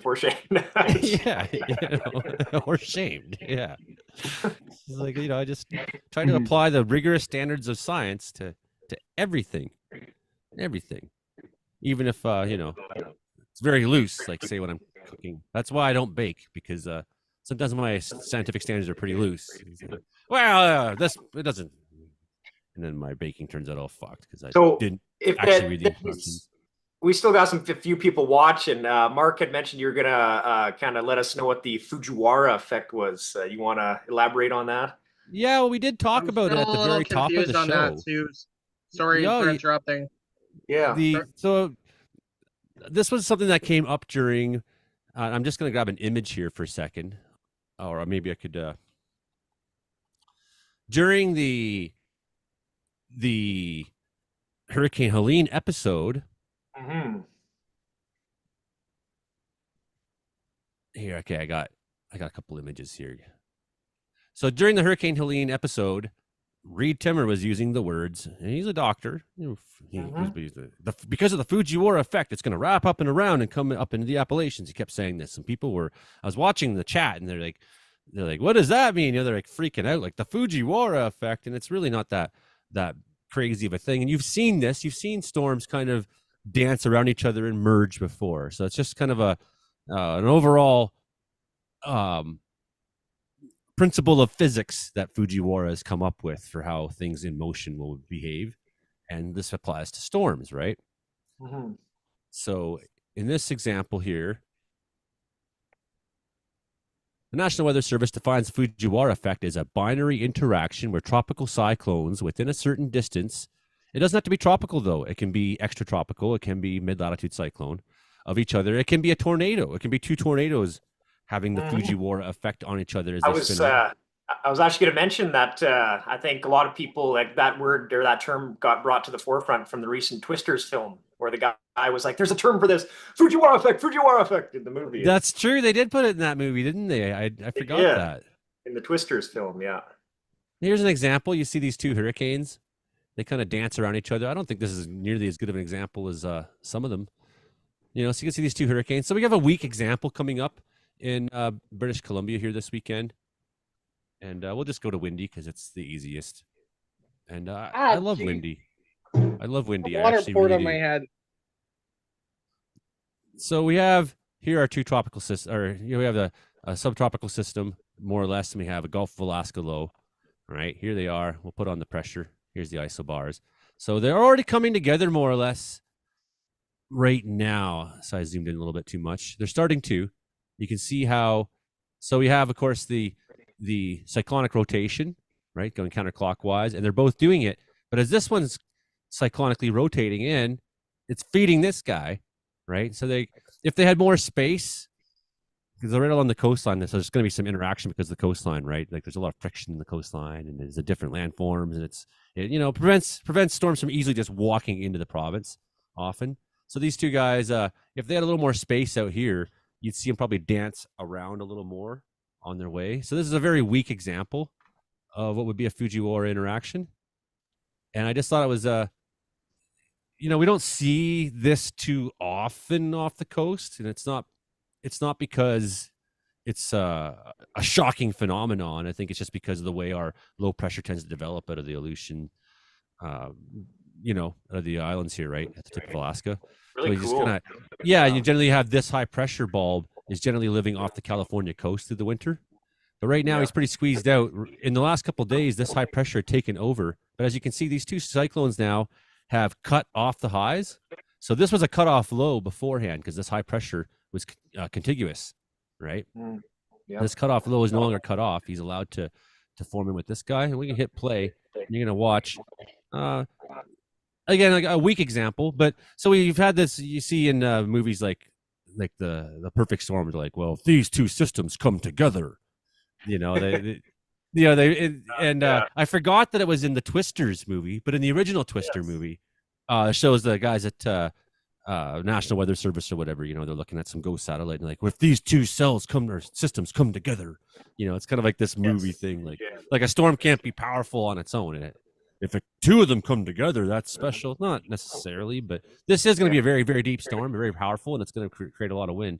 But as you kind of saw how the two of them, you can go back even a little further when they're further apart. So now you can see the high is still kind of there if you go back to 3 this morning, right? Yeah. You sort of jump ahead. They squeeze the high off, so this guy's not cut off anymore. He's going to bounce up ahead and start to feed this guy. Yeah, that's cool. It was probably predictable that this guy would win. Yeah. I think last week Friday or something when I made my last when I first mentioned this as a possibility in my forecast, I was hesitant to say, just because sometimes I'm like, well, it's a week out, we'll see who wins. But I think it was probably very likely that with the tap of cold air coming in, following these isobars, you got that very cold air coming in from the Arctic. How cold? Well, pretty damn cold. Alaska's cold, right? Yeah. There's some teens up there right now. Siberia, it's building. Yeah, out here is probably some 20s and 30s, 23. Yeah, that's some pretty cold temperature. Yeah, so there's some very cold air to work with, but look at how warm the North Pacific is right now by comparison. Yeah, this is a pretty warm North Pacific for this time of year. 17. Yeah, you get closer to BC, she's cooled down considerably. Oops, that's way too far in. She'll cool down considerably, but 10 degrees off in BC waters. That's pretty warm. To be honest. And I think that's why our La Nina is not going to be as strong as we first thought, because just the wait, sorry, this is air temperature. But let's go look at water temperature, because they're gonna mirror each other. That's right. So the water temperature won't be that warm necessarily. Where is it here? Sea temperature. Still be probably pretty warm. Yeah. Look at that. It's saying 13 off the coast, so it's saying even warmer. Yeah, what I expected, right? So people are like, well, why is there such powerful storms this year? Well, it's called climate change, motherfuckers. The ocean is warm. No machine is doing it. Many machines are doing it. All the machines on Earth concurrently and consecutively are doing it. Yeah, tell that to the mega followers that believe that 21s off the California coast. Government. Yeah, well, you try to, but they don't want to listen to anything. And because when people have their minds set on this is the way things are, when you try to give them evidence, it challenges. But look at off the coast of Japan. This is warm-ass water, man. 25s, right? So you look at our sea temperature directly mimics our air temperature. It's pretty cool to see those two systems, how it's west of British Columbia now, but they're going to merge, come into BC, and then come off the Rockies as a pretty strong clipper by the weekend. So pretty neat. So yeah, you don't usually have a storm here is why this is unusual, because usually this high pressure is sitting more right here, and sometimes things dance around and, it'll reestablish itself as as these things happen, right? Oh, speaking of weather, Justin, I'll let you finish, Joey. I was going to say the interaction. Now, the two of them aren't spinning together, and Mark points this out. They aren't spinning together, but what happens is instead of this low just charging straight into BC, there's a warble to it that maintains for a little while because of that Fujiwhara interaction, right? So it kind of takes its time and then finally is able to get the centrifugal force together to move itself inland and then become the Alberta clipper, like you say. And this time it'll deflect off the high a little bit more and go, instead of a straight across country, go up to the north. I was looking a little further down in model land, and it's showing another pretty strong low pressure system down the southern Alaska coast there for Tuesday, this upcoming Tuesday, the 29th. Yes, we're gonna have Yeah. multiple rounds. This guy's coming in. So Mark and I were talking about earlier, like pre-podcast or pre-recording time before he came on. We're talking about how there's been a pattern where it's like every Friday the next one shows up, and this has been going on for a couple weeks. This is a Yeah. break in the pattern, and that's we had the two come together and the highs interacting, and we had this. Suddenly, we got a new one coming much quicker. That's strong. So- 964 millibar. That's like tropical storm. Wait. Because the guy Another in one. behind, 969 off of Japan. Look at that 943. Yeah, that's this powerful. guy, if this happens, I mean, this is a long ways out. Look Yeah. at this. But it's This like a is- river. It's a river of low pressure systems off of the coast there, headed towards BC. Correct. Yeah, that's pretty And, crazy. That's why I think Manitoba is going to be warm for a while, because we're going to continue getting these systems that are going to be bringing warm air across the western prairies. We're not going to get like sustained cold for a while.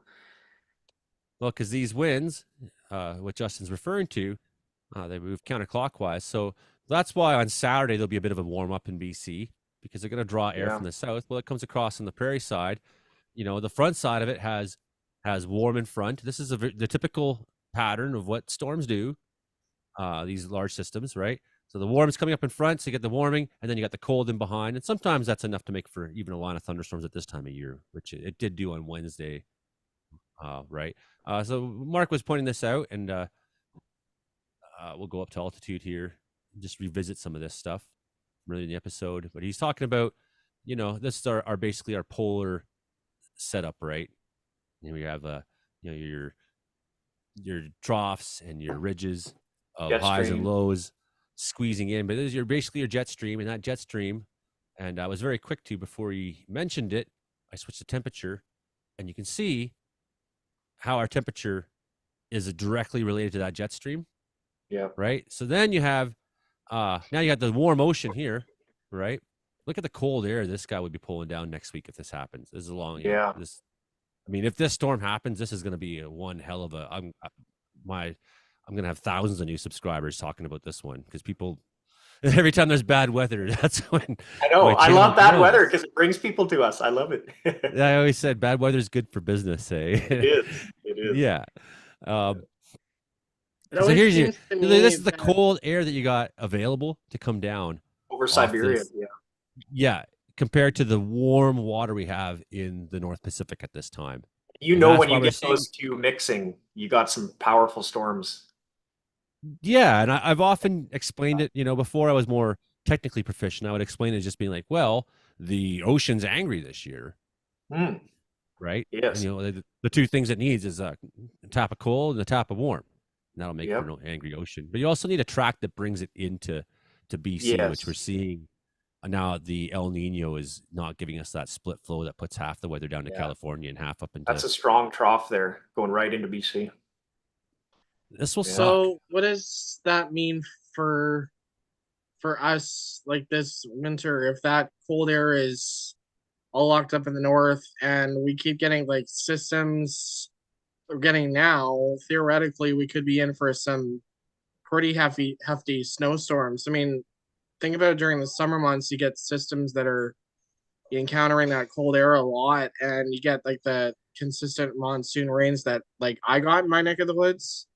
Would that kind of contribute to more snowstorms for us and less cold air outbreaks if La Nina isn't going to play in?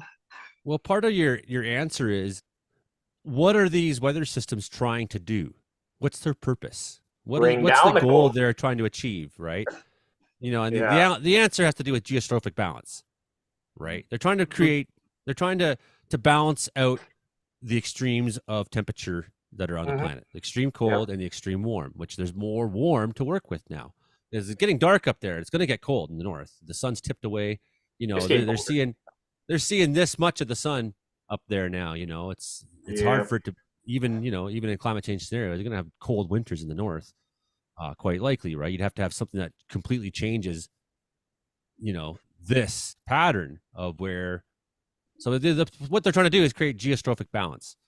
Yeah. So they're trying to solve a problem that's happening. They're trying to redistribute the heat in a way that away from the equator. I was Kind of going to like say, what happened in the Day After Tomorrow movies, where you get those big superstorms, where it's like so hot worldwide that cold air gets distributed and everything balances out. Like, Can you like think of That's- times where movies did more harm Or- than good? yeah, exactly. It's a weather pattern. Eventually, the pattern's going to break down. It's not going to be like this all winter. I can guarantee you that it's going to break That's down. the point I'm getting to. Yep. At Yep. some point. This year reminds me a bit like 2013 when it was like a neutral winter and we had like minus 50 in 3 days straight. I think we were colder than Mars at one point. If you're referring Oh. to the fall of 2013 into 2014, that's a very astute observation. Mhm. 'Cause that was the last time we had an extreme snow year in Wells. And, and our average snow years would be extreme for anybody else in Canada. Mhm. 2012 at into this- 2013, I'm talking about. Yeah. Okay. Well, Yeah. that was still a bad year. 2013 and 2014, we got hammered with storm after storm after storm at the coast, and Yep. dumped crazy amounts of snow. I can tell you that there's probably 6 weeks where it barely stopped snowing in Wells. Wow. Heaven. Morning, day, night. Hilding, you know this is true. I'm not making shit up. Yeah. Oh yeah, no, I was there that winter. Morning, day, night, non-stop snow. And then on January 12th, a state of balance occurred. And the high pressure took over, and it was extremely cold for a while, for like a full month. And then we got back into it big time at the end of February, March. We got snow like crazy again. But there is a period in the winter where that balance was achieved. Yep. I think this Right. winter is going to be very similar to that. Like, I think there's going to be some real bad cold outbreaks, but I think there's going to be, January, February +10 across the prairies, maybe even around +20, because we're going to see these major systems and we're going to see warm air coming across, and we'll see 30, 40 change within 24 hours. Like, it'll be -30 and then it'll be +5. I guarantee it. It's going to be a volatile winter in terms of the changing of the patterns. Yeah, and yeah, I mean, it could be that state of balance is achieved for a very short time. Yeah. I can think of not too long ago, we had past winters. I think it was when I had a big interview with Johanna Wagstaff early on in the channel. I think it was at that time where,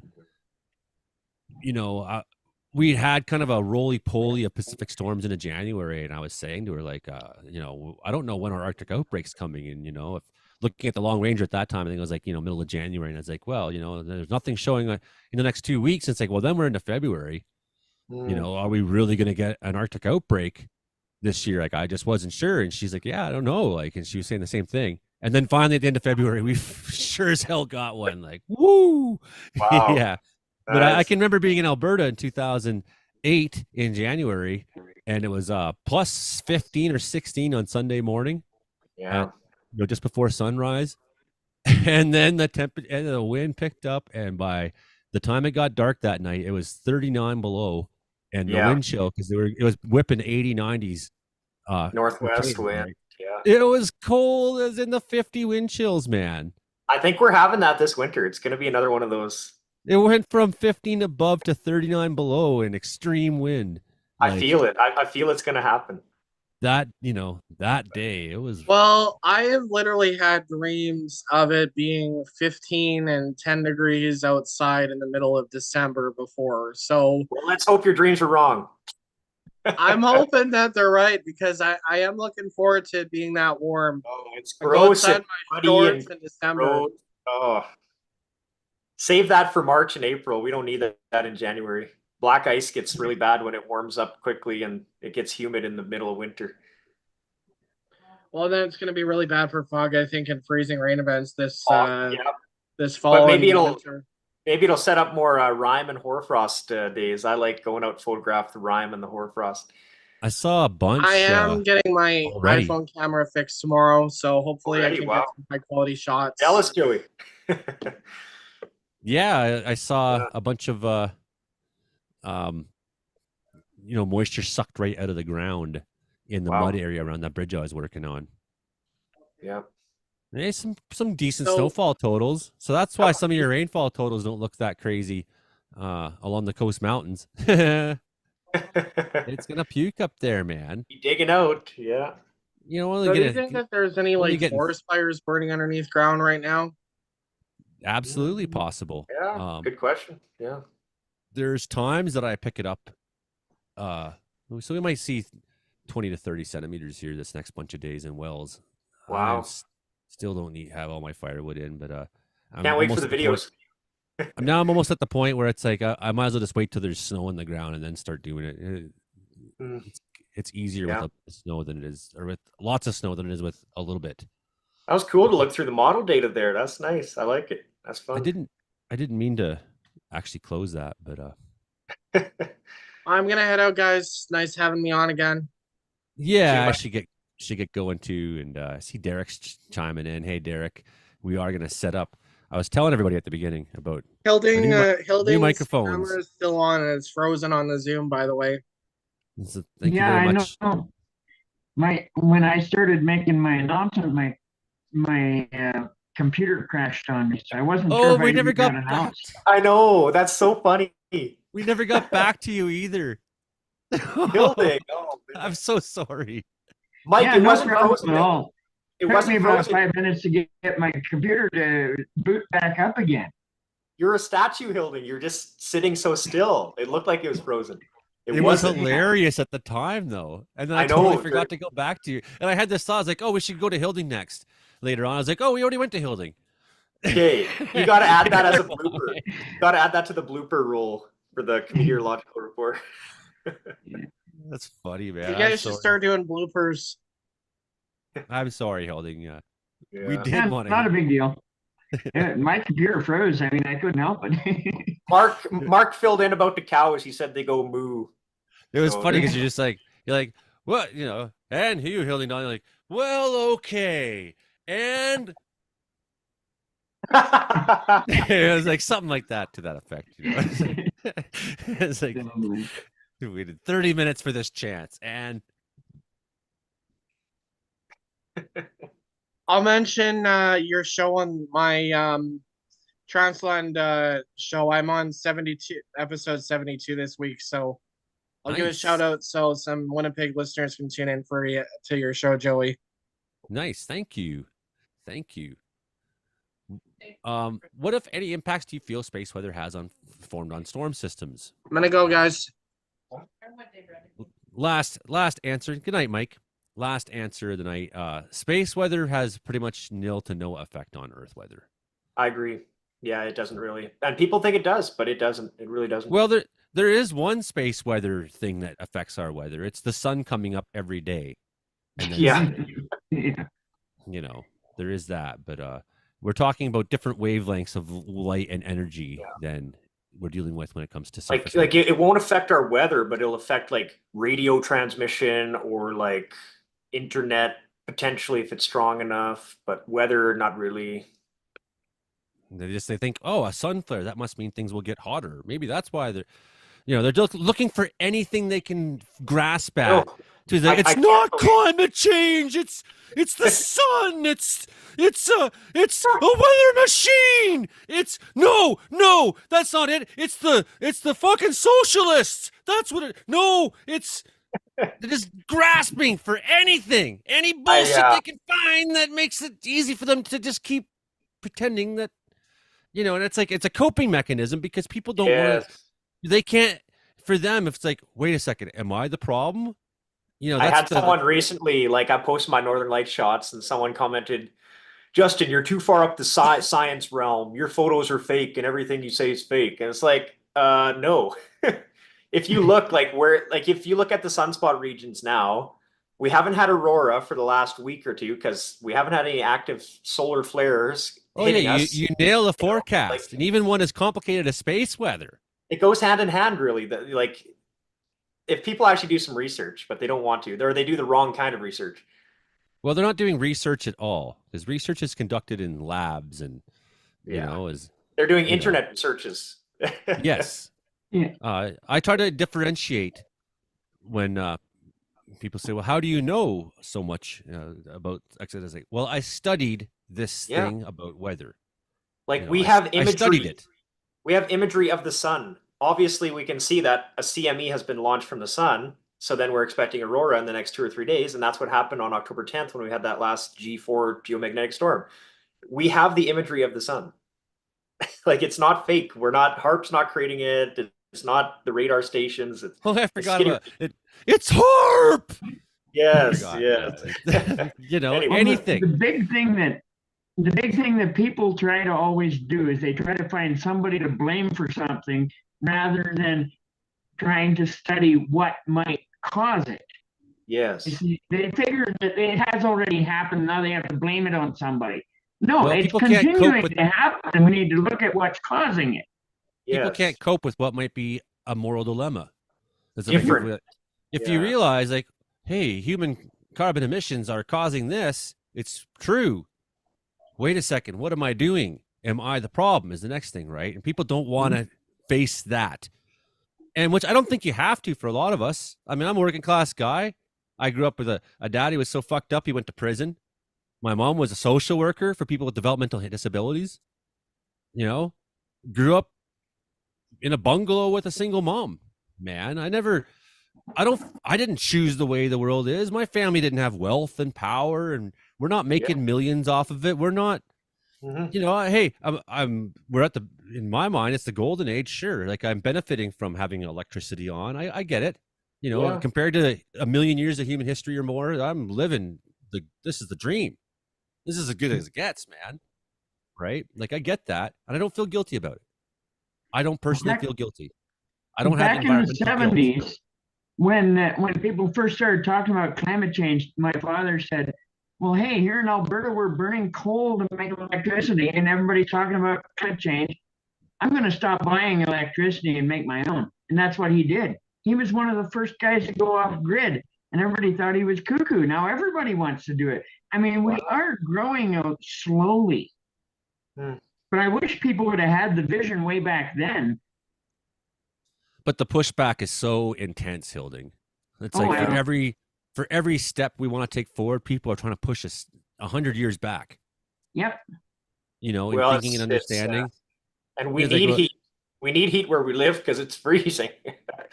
I think last year it was like the record amount of hospitalizations for frostbite. One of our guests, the clip that you shared, I think was that him who shared that? Yeah, Kelly did. And he edited it down because he said, we're going to have weather colder and I can talk about this more specifically. Yeah. I thought that was a good idea, right? Yeah, that was cool. Should have him on as a guest. Maybe he wants to come on. Yeah, we could do that for sure. Cool. Yeah. But yeah, so that's the moral dilemma. Can I see the truth and allow the truth to exist and not feel like I'm a bad person? Right? The climate change is happening. Does that make me a bad person? And like I say, for me, we're working class guys, right? All of us, except for Mark. Yeah. But you know what I'm saying, right? It's like it's not our fault, man. And the way, and I say this to my crew members, as a leader in wildfire, I say, if you make a mistake, don't fight it. Don't be like, I didn't do it. Don't justify it. Don't blame it the next guy. Don't push it on, because you don't fucking learn when you do that. Right? You say, you know what? I was wrong, and I'm never going to be wrong again because I accepted it. And for the rest of your life, you don't have to be wrong again on that specific thing. Just deal with it. Be truthful. That's how I feel about science. That's how I feel about a lot of things, right?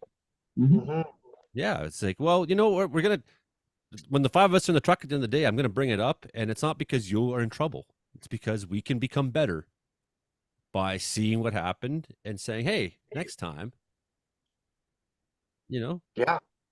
And I remember those times where it was like, yeah, somebody today left this thing out, and the guy's like, oh, look, I've been on me. I was like, I don't care who did it.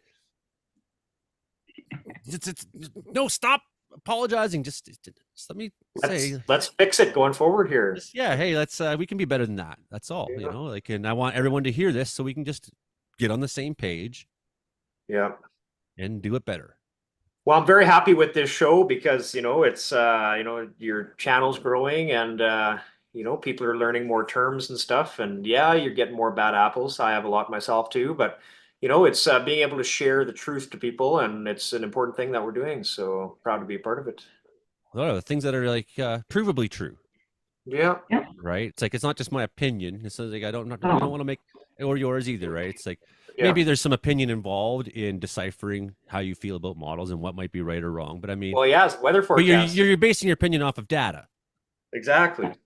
And on past, you know, past snowfalls or past storm patterns, or like we have like the experience, you know, of living through these storms that we can take to the next one. You know, it's like, it's different. You know, if you're Alex Jones or Rush Limbaugh back in the day, it's like that's all that was just opinion nonstop. There was very little facts involved, right? So it's like, you know, I have a lot of opinions, but I don't think anyone should care that much about them. But when it comes to weather, it's like, well, this is what's true.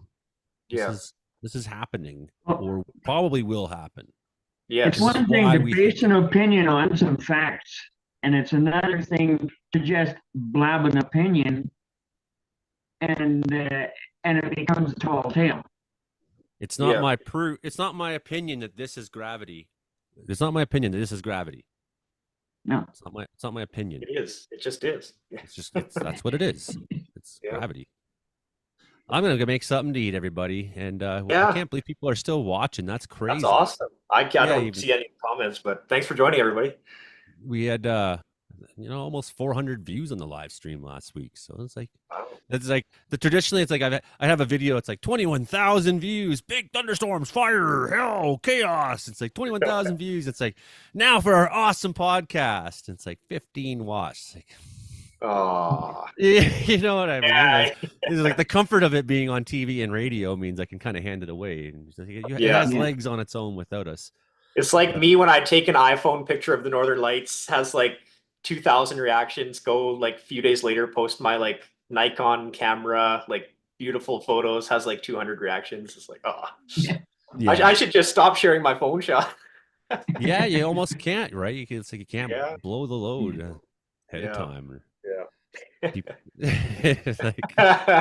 Thanks to everybody watching out there. Thanks, Thunderbird Science, Diana. Thanks, Derek, for the microphone. I really appreciate it, and I'm going to set that up this weekend and get aware of this complicated system I have right now. This is a musician system I have set up here, which is overkill. I don't need to have a 10-channel mixer, and of course, then there's like all these little dials and everything that have to be perfect. Otherwise, my sound is screwy. Whereas this thing will just USB into the computer and so much. You know, and a condenser mic is what you would normally want for doing podcasts. This is like SM58s for like, it's for singing. You know, it's not for. I'm in a store and I'm singing. Reminds me of Elf. Can't wait to watch Elf. It's, Elf from Malmac. Man, I'm from. I remember when I watched it when it came on. Elf was like 2001, I think. Like, Elf. The guy dressed up as Elf, you know, and he's in the store. I thought you were talking about like Alf from Planet Melmac. Oh no, like the Christmas movie, and then the guy's like, "There's no singing in the North Pole," and he's from the North Pole. You're like, "Yes, there is." No, there's not. Yes, there is. You're probably too young. You probably don't even know about Elf. I don't think so. I know my Christmas Elf. You never seen Alf before? Oh, Alf! I think I have seen Alf. Yeah, this is a show in the '80s that was completely kick-ass. It was totally dark. No. He's he like was always trying to eat their cat, and in the end, he got captured by the government. That's how the show ended. Maybe Frankie could dress up as Alf. That would be good. It's like a pretty dark show, and he'd always go, "Ha!" That was the Elf thing. He was awesome. Okay, everybody, that's the podcast for this week, and thanks everyone for tuning in. Hit like, share, subscribe. Thanks, Justin. Thanks, Hilding, and thanks to there's so many people on tonight. I'll have a hard time remembering when I go to do the credits tomorrow. We had Hilding on for 10 seconds. I apologize for freezing up, but that's what I'll put in the my credits, computer will man. cooperate then. It's not even winter, and it's so cold in BC. Hilding's already frozen. Yeah, that's what I'll put in the credits. 10 seconds of Hilding Donaldson. Okay. We'll see you next time, everybody. Yeah. Okay. That's